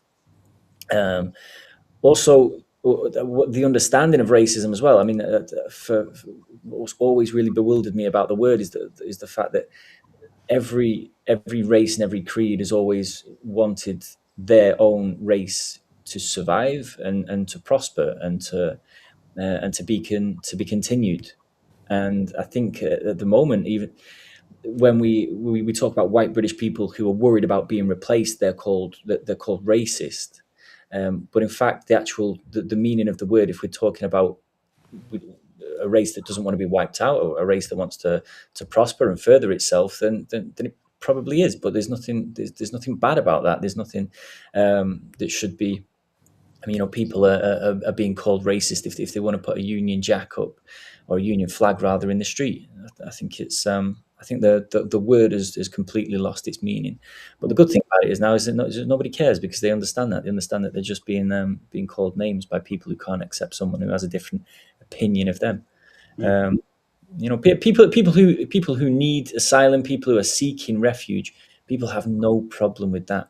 But it's been abused and it's been manipulated, and it's going to hit the working class. It's going to hit the lower class. It's going to hit people on benefits who are trying to get off benefits. We don't need more people adding to that. We don't need more strain on the country. And anybody who has a plan to get out of that mess that the UK is in now, I think more power to them. Quite literally, more power to them. Just quickly, we are running out of time. Should we stop immigration at the moment, just to go, well, stop, we have too many at the moment? Should that be curtailed, Alan? No, all we need to do is control it. I said earlier on, if without immigration, we have the potential for our business to stagnate. What we need is, just to bring in the people, the skill sets that we need. It's quite simple. And what we don't need is hundreds of thousands of low-skilled workers who depress the actual markets here. It's if you were running a business, and you should run the country like a business, you wouldn't employ people with the wrong skill set. You'd go out of business straight away. And it is about the numbers. It's a numbers game, and it's trying to prop up their vote down the line. And they've done it before. They're still doing it. People are slowly wising up to the fact. And Danny, what do you think? Do you think we need to curtail it, just to go enough to stop for a while? Well, I think something should be done about or needs to be done. If it means surely getting it under tight control, not stopping it completely, but getting it under tight regulation. The population's skyrocketing over the past decade or so, certainly over the last 20 years. Russia's the biggest country by landmass in the world. It's all of Northern Asia, and the easternmost part of Europe. And we only have a population of 140 something million. The UK has a population of around 70 million. So it's around about half. I mean, if you're talking about a tiny little island, there's only so much that it can deal with, and there's only so far that can go, especially when you have so many people out of work and so many people on benefits and so many people coming into it. As I said at the beginning, I'm whatever you want to call it, a migrant, emigre, expat, immigrant, but I've come over here with a set of work skills that are needed, learn the language, and I'm going through the necessary checks to get every necessary bit of documentation. It's not difficult. I mean, we'll see if it's difficult. We'll see if they give me the documents or not. But it's not difficult for the UK to implement the same thing. And people are scared of doing it because they're scared of being called racist. They're scared of people giving them backlash in the streets or in Parliament, online, wherever. And it's about time that people will stop being afraid of it. And people strapped on a pair and did something about it. Run out of time. Alan Cook, politics and technology consultant, counsellor, man who wears the best shirts I've ever seen, and I'm still jealous. If somebody wants to find out more how to dress like you, how do they do that? So I was laughing. I didn't hear the second part of the question. I said, if they want to find out more how to dress like you, or just have a conversation. Oh, well, the majority of my shirts I got from a company called Turner and Sanderson.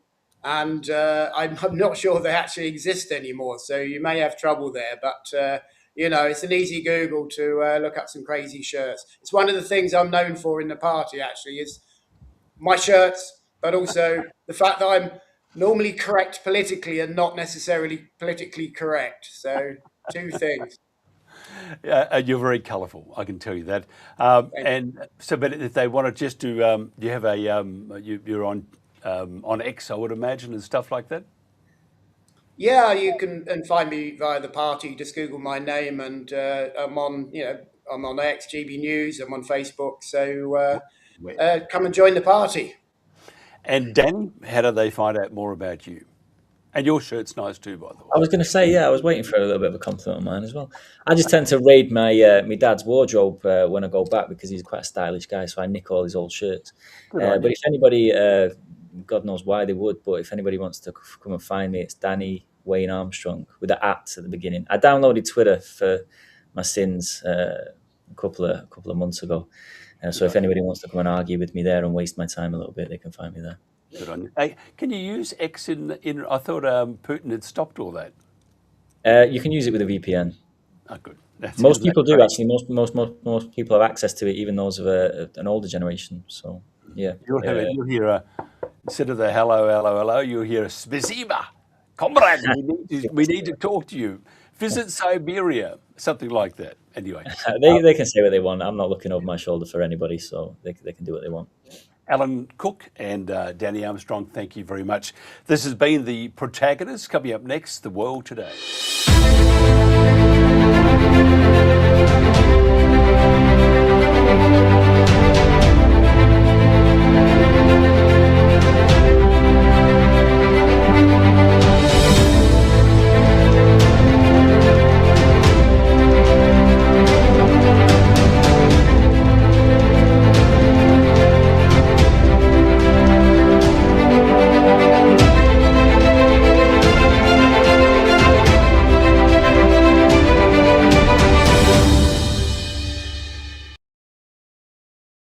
With your help, we can continue to fight for freedom, reach new audiences, and bring important information to the public free of charge. This is not possible without your generosity.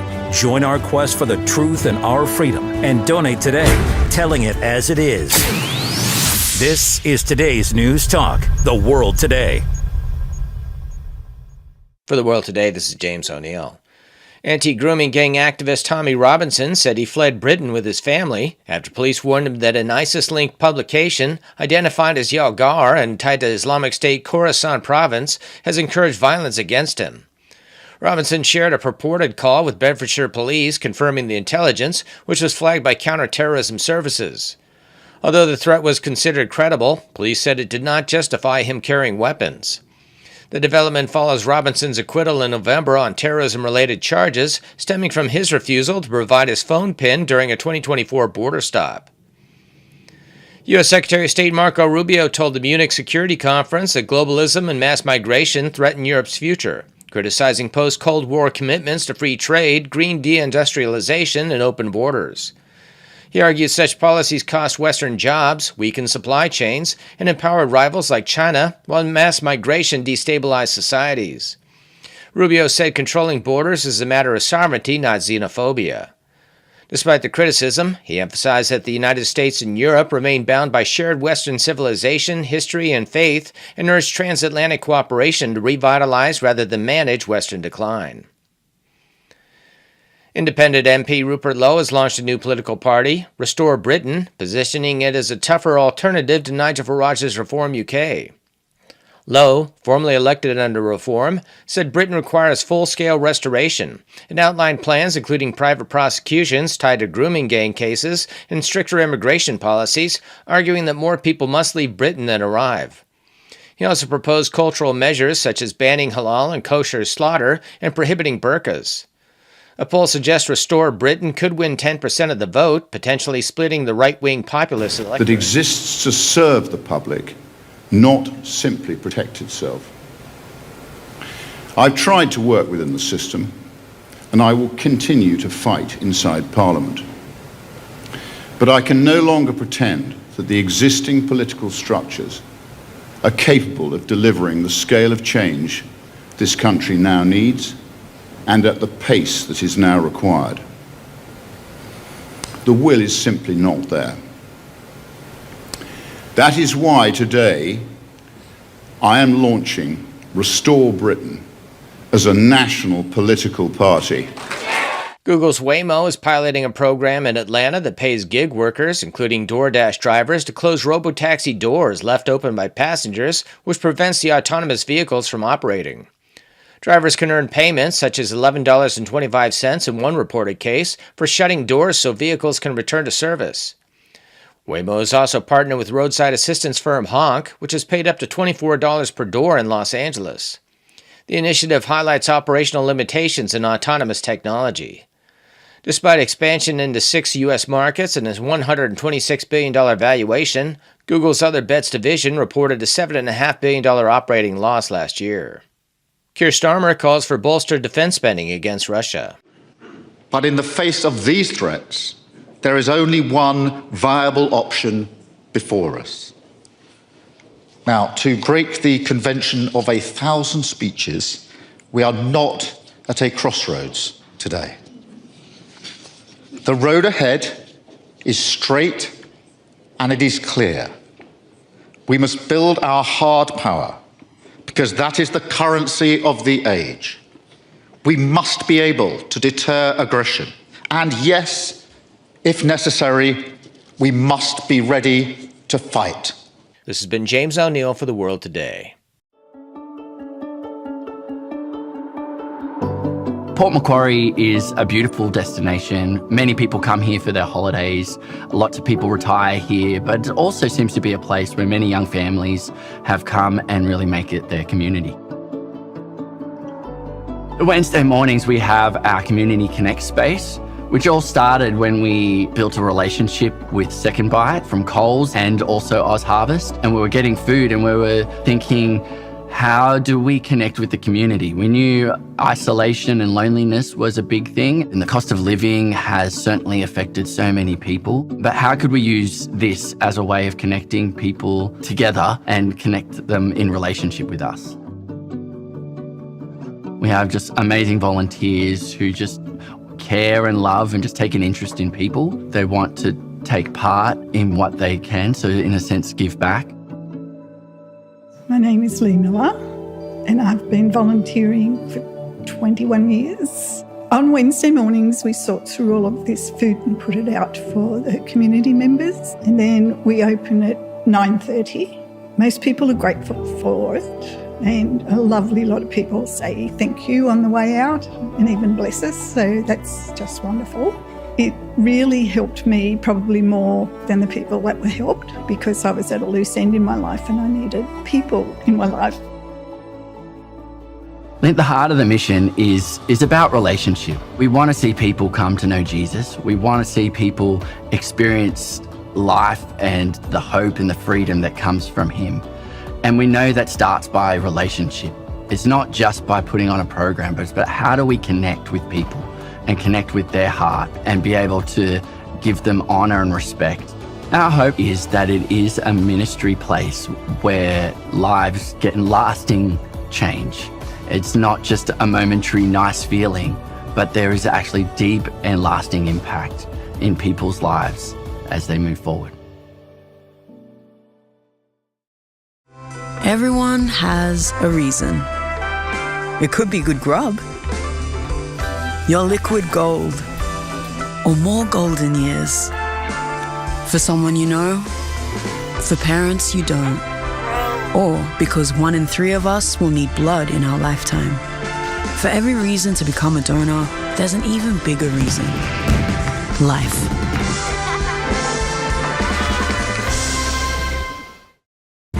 With your help, we can continue to fight for freedom, reach new audiences, and bring important information to the public free of charge. This is not possible without your generosity.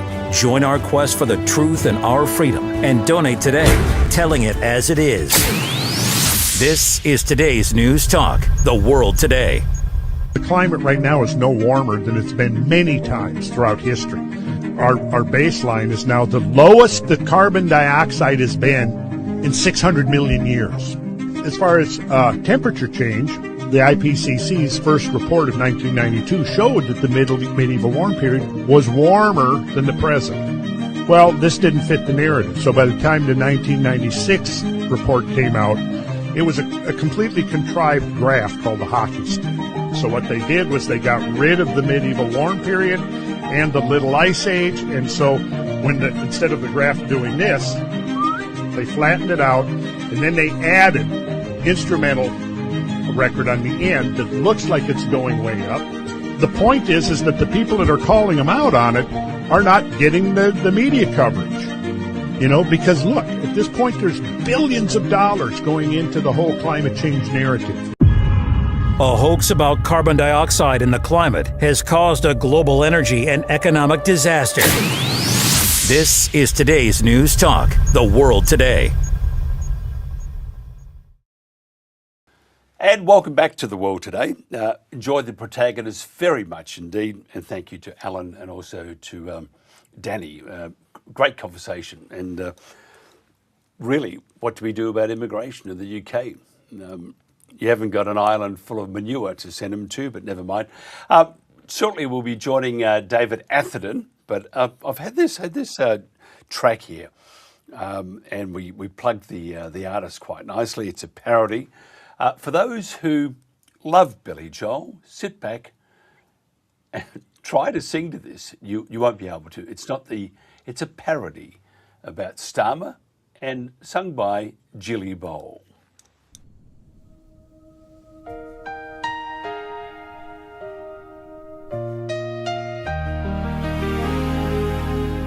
He gives thanks for their service, like he really cares. Then steps over veterans sleeping on stairs. He'll swear we remember, then take the knee. The two-faced rat, that's why he's a traitor to me.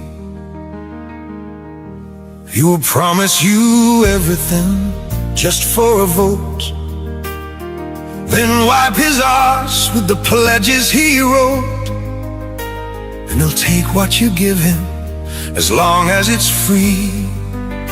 Yeah, the bloke's just a clown, that's why Starmer's a traitor to me. Oh, he's a globalist prick,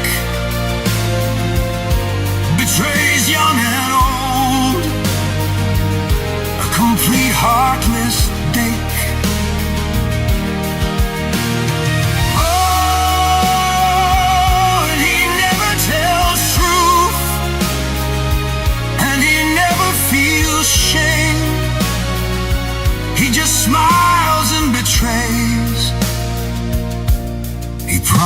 to stop all the boats coming in, then bowed to his donors and the Islamists within. He jailed you for posting, let a rapist walk free, called us all far-right thugs, that's why Starmer's a traitor to me. He's hated by Christians, despised by the Jews, farmers and veterans all sick of his views. He can't read a room, he just stares at the wall, and everyone knows that's why he's a traitor to all.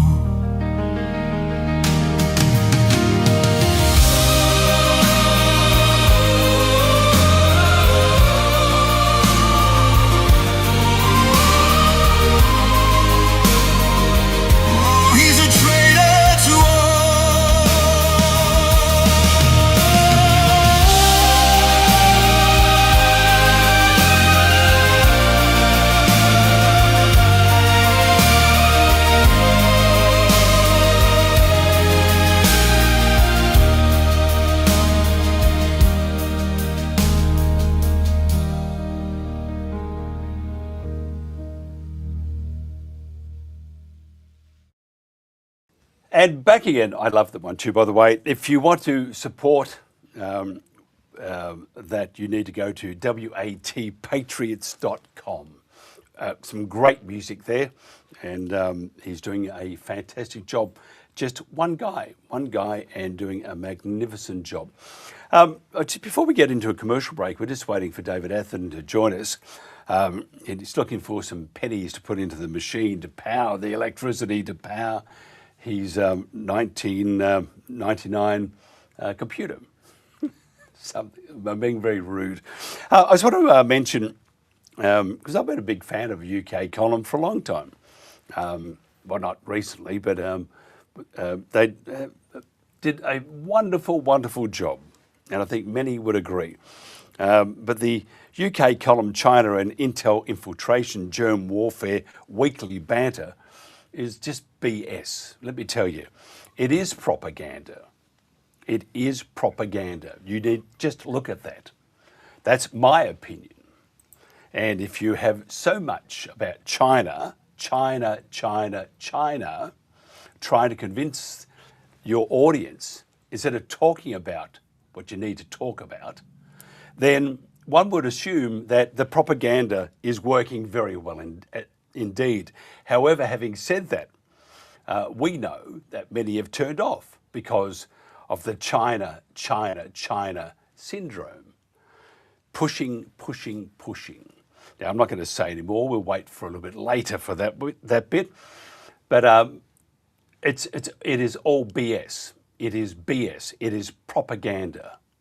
And what we'll do this week, we'll have a couple of people on to talk about the realities of China, and not the propaganda that you're reading and hearing and seeing on UK column. Some call it a China column, and that is probably what it should be called. That's just my opinion anyway, as we wait for David Atherton to come back. I'm no fan of the current administration there, and I think they need to be a little more honest. Maybe not. Maybe you can't do that. Makers are facing more travel.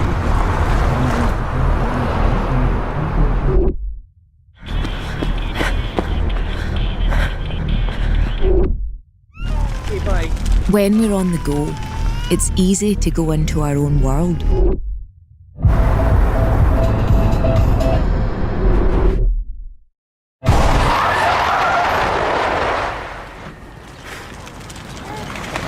Keep your mind on the road.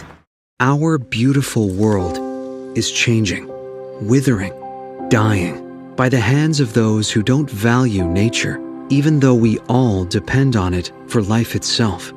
But there is hope. Together with caring friends, the Nature Conservancy can restore our lands, heal our waters, and save our wildlife with big solutions only nature can provide.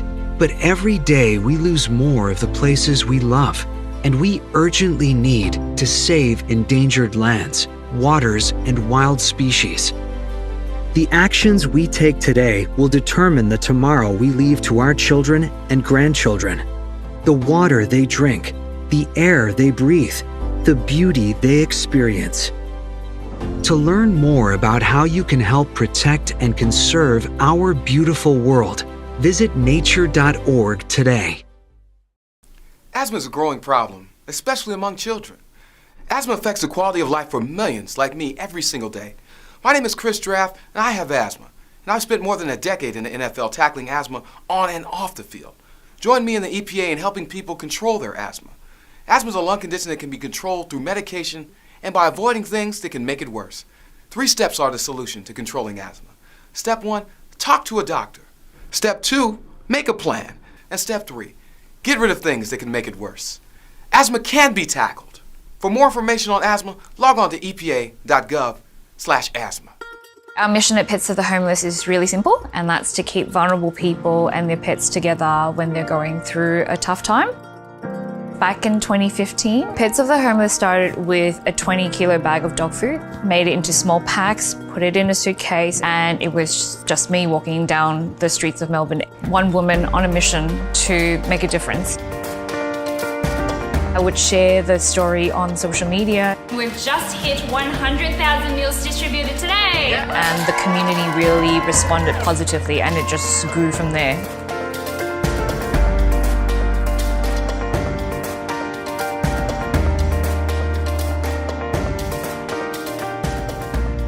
My name is Kent, and this is Hippo. She's everything to me. She's such a good girl. I got her at a time when I wasn't very stable. I'd come out of prison, I was homeless, but as soon as I got her, I just realized, oh my God, I can't let this dog go. And she's just my best friend.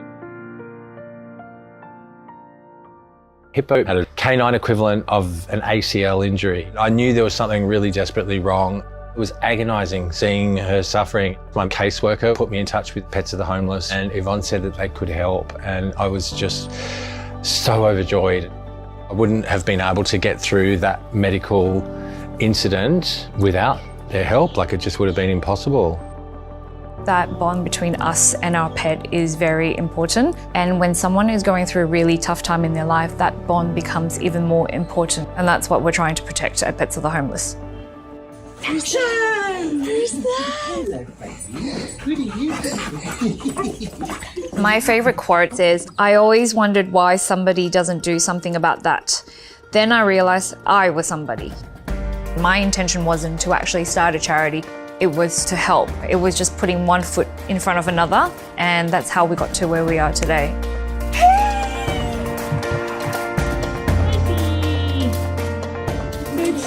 We're now in a warehouse. We have about 150 volunteers. We provide on average about 60 to 70,000 meals every single month. We have a network of about 73 community partner organisations that we work with. We've also taken in hundreds of pets into our foster care program, and we've just reached 2.5 million meals distributed. In the time that I've been volunteering with Pets of the Homeless, I've seen the community grow, numbers of volunteers, pet food packing, got a brand new van, and we can reach more community pantries and reach more people. The community, whether it's the volunteers who are packing the food, who are foster caring, they've got so much love to give. I think Pets of the Homeless gives people hope. There can be a bit of judgment for people who are homeless and have a dog, but the reality is those dogs have got love and support, and it's so wonderful that Pets of the Homeless are able to help. It really makes a big difference in actual lives. It's really important work. To the people who have supported Pets of the Homeless over the last 10 years, thank you from the bottom of my heart. There's so many kind people out there, and I'm just grateful for all of them. The work that we need to do is so huge and the need is growing, and we can't do it without the support of our community.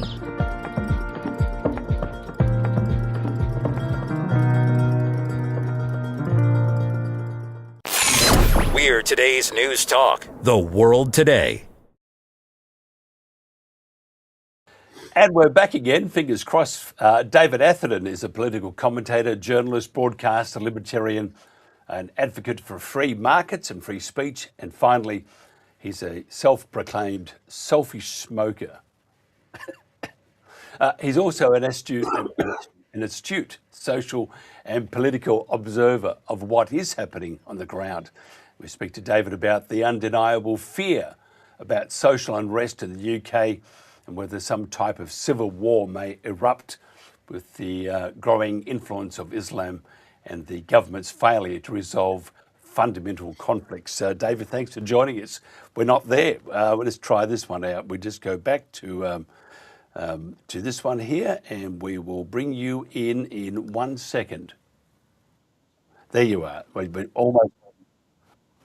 We've had nothing but that's been a hard one to connect with you today too, by the way. Yeah, I know. I don't know what he is. I'm not exactly Mr. Techie, but not to worry. You know, not to worry. I have more than one computer. And tell me this: do you think we will? Do you think the UK will experience a civil war?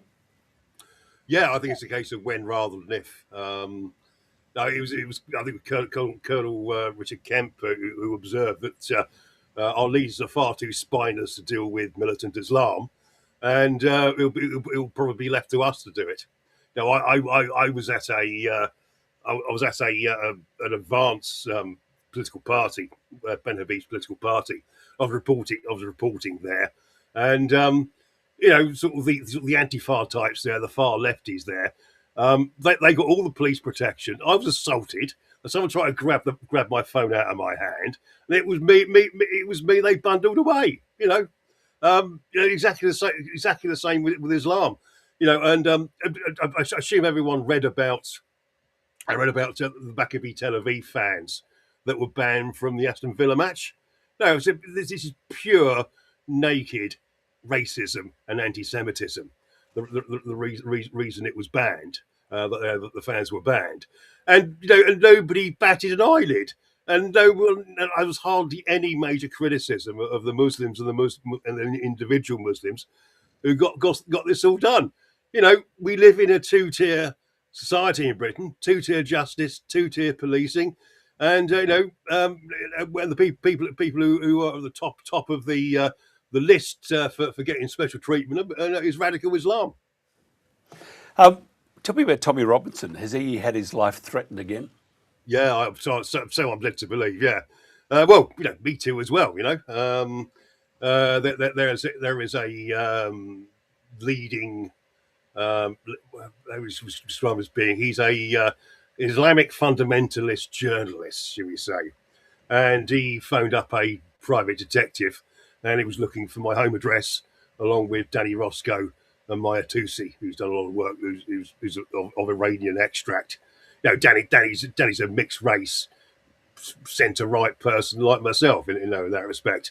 But no, he wanted our addresses and home addresses, and you don't know where that might have ended up.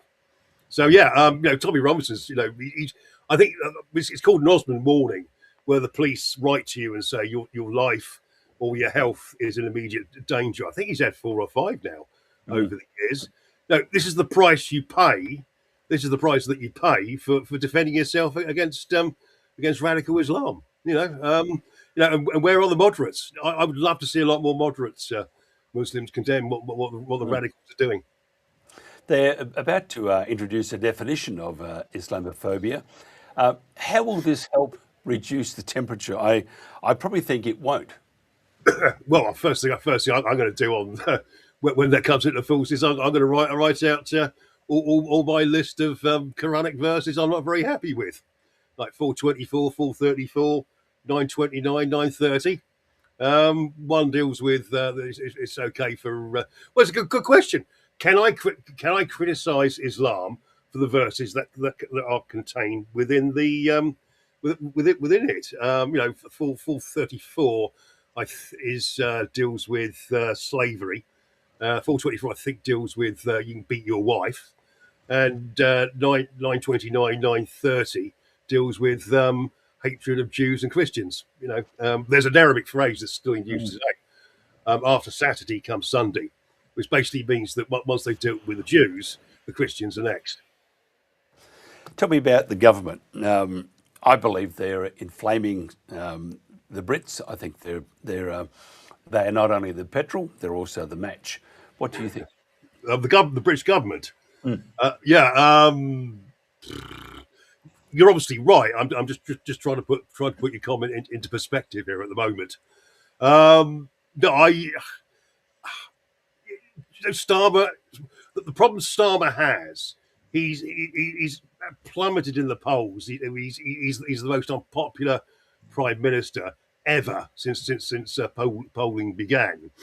And the problem he's got is that the only people who might vote for him are the Muslims. Is the Muslim bloc.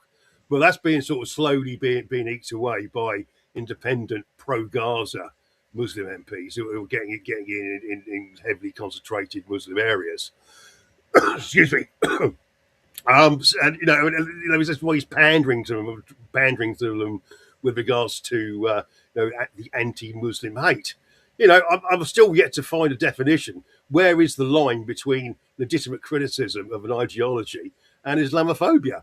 I'm still yet to get an answer back for that one.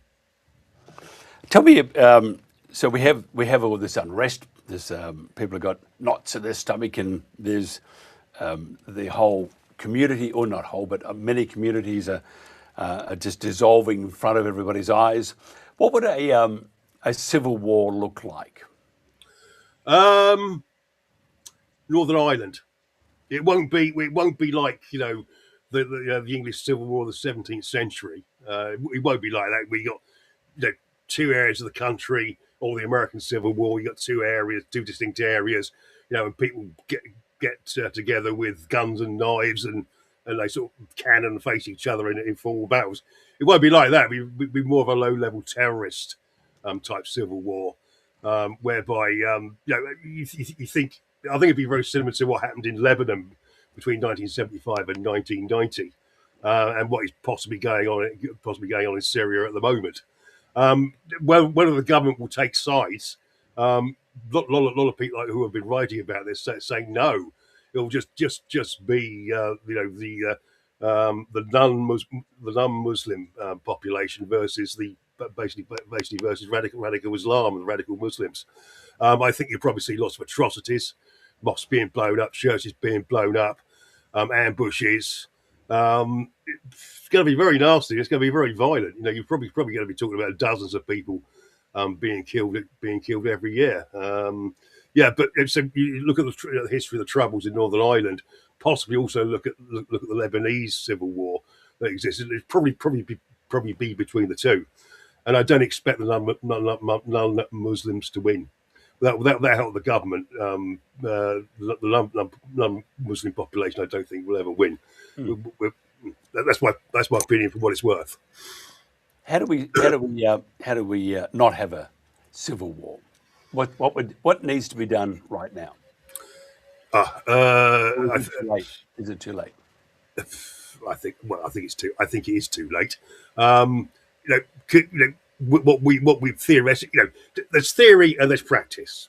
In theory, we should be mass deporting radical Islamic clerics.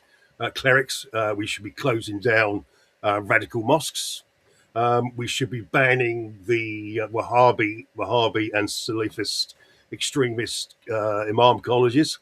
They reckon now that 50% of mosques in this country are from Wahhabi or Salafist type of Islam, which is the most extreme. It's mainly Sunni oriented as opposed to Shia oriented. But but it should be mass deportation of illegal migrants who are Muslim. You look at what goes on a Saturday afternoon in London, where these people openly call for intifada, jihad, and genocide against Israel. Sorry, they have to go. If you're not a British citizen, or if you acquired British citizenship, you should be deported. If you're a resident, you should be deported. If you're over here on a work permit, you should be deported. And also, if you're over here, if you're over here on a student visa, you should be deported. And and you should be held in protected custody until you go home. I'm sorry, you either do these things now, or it's going to be infinitely, a stitch in time saves nine. It's going to be more infinitely difficult in 10, 20 years' time. In Australia, we have an imposter as a prime minister, and he often goes on about the far right, terrible, the far right, blah, blah, blah, blah. And it's the far right just goes on. It's like this broken record. I've seen him bang on about it. Yeah, they do the same in Britain as well. Yeah. So is this their way of, okay, they know there's going to be violence and there's going to be an uprising of some sort or terror in the streets. Sure. You've got to blame someone. You can't blame yourself. You can't blame your policies. So therefore, it's a far right. Do we actually see that happening? And part two of this, because we are running out of time, but do we see that happening? And what will the next government do? If, just say, for example, Nigel gets in, will he make a difference? That's an extremely good question. Will Nigel make a difference? I think Nigel Farage has the ability to be the greatest thing and as good as Baroness Thatcher. If he can get a working majority together with his Reform Party, he really could become one of the greatest prime ministers we've ever had. If he goes native and starts playing the Uniparty game, he's going to be quite detested from what I can work out. But yeah, I think you'll probably find him a lot more proactive, should we say, and a lot less forgiving on when it comes to immigration, when it comes to radical Islam. But one of the biggest things he's up against is the establishment. It's from the Marxist long walk through the institutions, whereby virtually even private enterprise now through HR has become woke and has become politically correct and follows this this liberal liberal doctrine. Sorry, I'm having trouble with words at the moment, but yeah, is Nigel Farage going to be the second coming of the Messiah? We can but hope.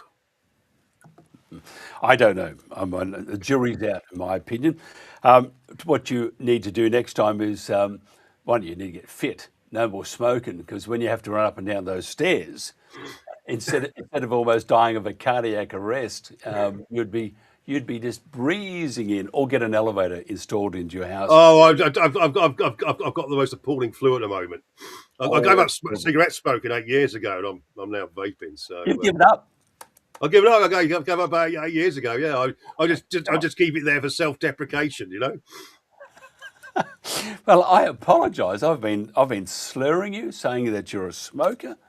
I gave up. No. And by the way, what the other one about Jeremy Clarkson? I'm half-arsed. Is actually the full phrase is I am half-arsed, but he hopes I get fully arsed soon. But I just chose the self-deprecating bit. Yeah. Jeremy Clarkson. Yeah, Jeremy Clarkson said of the organisation that I was chairman of. We're half-arsed, but he added, well, he was referring to me as being half-arsed, but I hope he gets fully arsed soon. So I just chose the rude bit on it. You need to get well. I normally find a whiskey helps. Normally red wine helps me out on that one, but. And my doctor said red wine is much better, but I always find that a whiskey, doesn't do you much good, but tastes much better. If somebody wants to find out more about your writings and about you, how do they do that? Yeah, it's my Twitter account, X account is Dave at Dave Atherton 20. And by the way, I do. If you click on my articles, the last X article I wrote is actually covers the Civil War and how the Muslims win. The Muslims actually win, and it's about 1,500 words. So it's a bit of a long read by most people's standards. The last line is, in the 2111 census, only 10% of British people identified as being white and Christian. Britain was no more. Interesting. I'm going to have a whiskey for that one. Yeah, indeed. It's the only advantage of getting older. You'll never see this country as bad as it will get. Well, I hope to be there in the next few months, if not earlier. So do I have to, as Ricky Gervais suggested, do I need a stab vest? It's not as bad as that, but I do take his point. I think it was. I love it. I think when he said, "Welcome to London, don't forget your stab vest." I thought, wow, that's great. David Atherton, always a pleasure. Hope you get better. Thank you. Get after yourself hot lemon drink and some good rest, and before you know it, you'll be back at the pub. No problems. Thank you. This is The World Today. Surprisingly, the blueprint for transformation is woven into the United Nations Agenda 2030, ostensibly a vision for a better world. Excellencies, ladies and gentlemen, I say again that taken together, the 2030 Agenda for Sustainable Development and the Paris Climate Agreement provide humanity with a master plan for a sustainable way of life on this planet. New York City, late September 2024, the setting for the United Nations Summit of the Future, a gathering of member nations to reinforce and accelerate Agenda 2030 and its 17 Sustainable Development Goals, or SDGs. The plan has a broad spectrum and is full of worthy ambition, but behind those deliberately bright and colourful boxes lies a darker theme, a shifting of influence and potentially power towards unelected world bodies. The strategy goes back well into the last century, and pressure is growing, because the goals are far behind targets set at the grand relaunching in 2015. 17 inspiring Sustainable Development Goals, the SDGs. Our aim is clear, our mission is possible, and our destination is in our sights. To end poverty and hunger, address inequality, protect our planet, and build a life of dignity for all. It appears to be a noble and ambitious program for a perfect world. And who could argue with those aspirations? But critics insist the goals are not what they seem. Alex Newman is a journalist and broadcaster who's been investigating the issue for 15 years. He has his own way of interpreting the rhetoric. You have to learn to speak what I call UNEs. You have to know what the terms mean if you want to truly understand what is being discussed. When they talk about peacekeeping forces or the peacekeeping role of the United Nations, they're actually talking about the war-making capabilities of the United Nations. So you have this Orwellian doublespeak. When they talk about transparency, more often than not, they're talking about eliminating your privacy. Human rights is another very, very good example. They make very clear in this document that your rights can be restricted under the guise of public order or morality or whatever the case may be. And so they're saying, here's your rights, but by the way, they're not really rights. We can revoke them at any time. The UN is filled with contradictions like this. Like, for example, when they talk about gender equality, right? A normal person in the Western world thinks gender equality means a woman has a right to earn money, to own property, to have all the rights and privileges that a man would have. When you look at the individuals who lead this movement within the UN, you're talking about radical feminists. You're talking about people who are very interested in dissolving the nuclear family. As you dig into these goals, it's very clear we're dealing with something far more nefarious. Once you look past the marketing slogans, the kind of warm and fuzzy, we're going to end hunger, which again is just window dressing, you realize that this is actually a blank check for totalitarian global control. Author and campaigner, the late Rosa Koire, called out the plan more than a decade ago. It is the biggest public relations scam in the history of the world. But it's far more than that. It's a blueprint. It is the action plan to inventory and control all land, all water, all minerals, all plants, all animals, all construction, all information, all energy, all means of production, and all human beings in the world. Not the station for people who label truth as misinformation just because they don't like it. For facts and truth. Today's News Talk. The World Today. Biodiversity is life. Our forests, grasslands, deserts, waterways, estuaries, coastlines, coral reefs and oceans are all living ecosystems, our planetary life support systems. These living ecosystems are ancient synergistic tapestries woven over billions of years, long before the advent of agriculture, housing, mining, energy systems and infrastructure. Now, the remnants of these ancient ecosystems stand under relentless siege from large-scale renewable energy infrastructure and critical minerals mining. The scale of this is so vast that it will sweep across our beautiful country and will leave a lasting legacy of sterile wastelands and add to the climate catastrophe. So, dear humanity, this is our plea. Let the guardianship of wild places rise above the false messaging of lobby groups that campaign for mining and industrialization of wild places as sustainable and green on behalf of profit-driven renewable energy corporations and investors. Destroying the remnant functioning biosphere, the ecosystems and habitats, is no climate solution. These are habitats that are home to the tremendous diversity of birds, mammals, reptiles, insects, fungi and plants that we call biodiversity, and these are natural climate regulators. Once they're gone forever. The clock is ticking, and it's only seconds before midnight.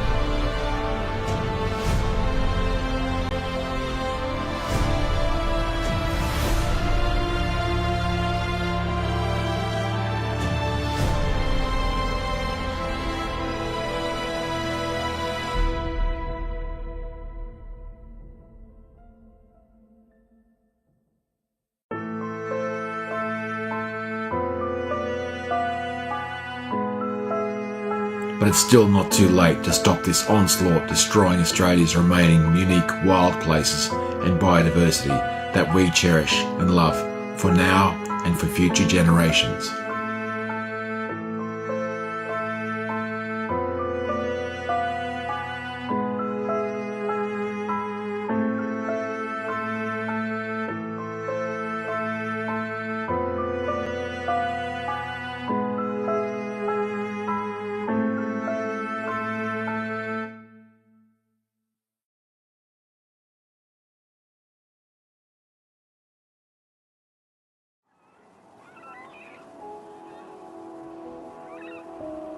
Growing up, my father enjoyed a drink.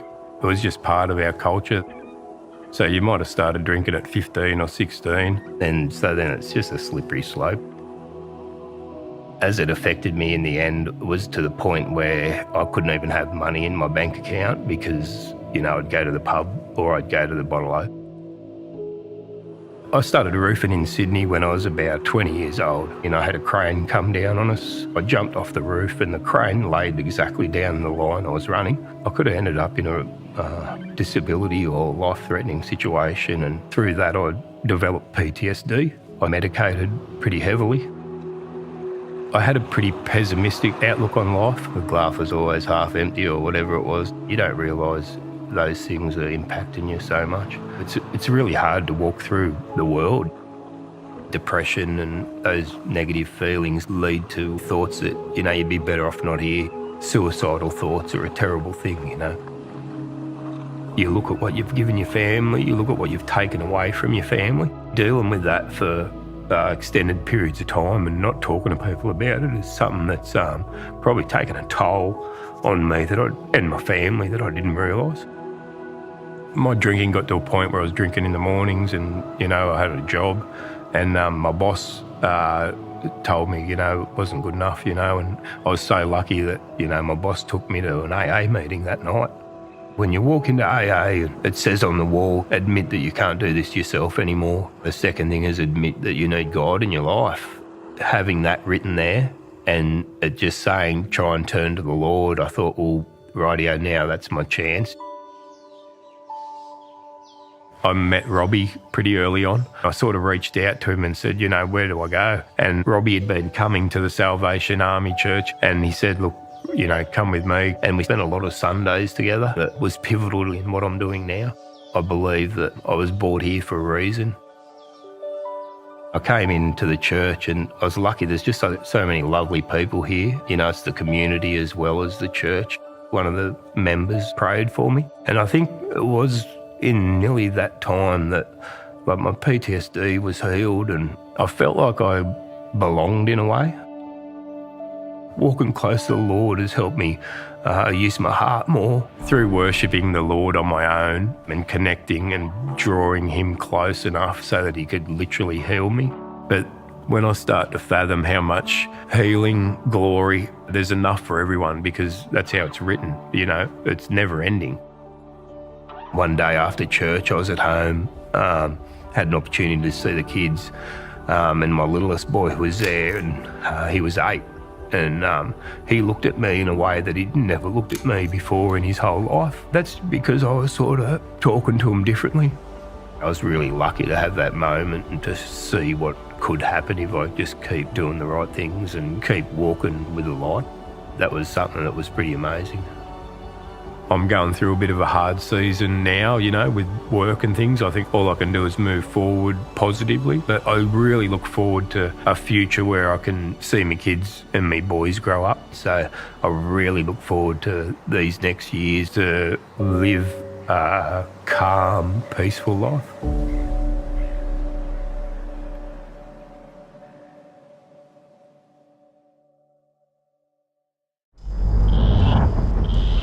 What is Australia's deadliest predator?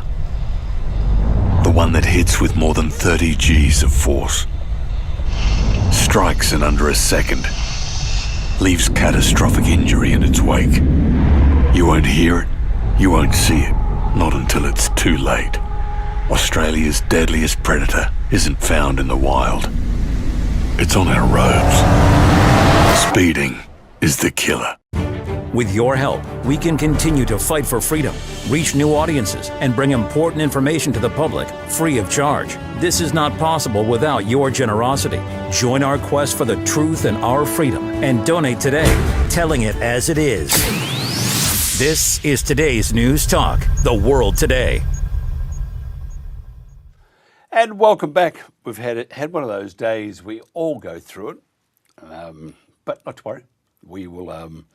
We'll finish a titch earlier, a couple of minutes earlier. Just my comments on UK column. By the way, I'm a great fan of UK column. They have Patrick Henningsen. I see Basil does some stuff there.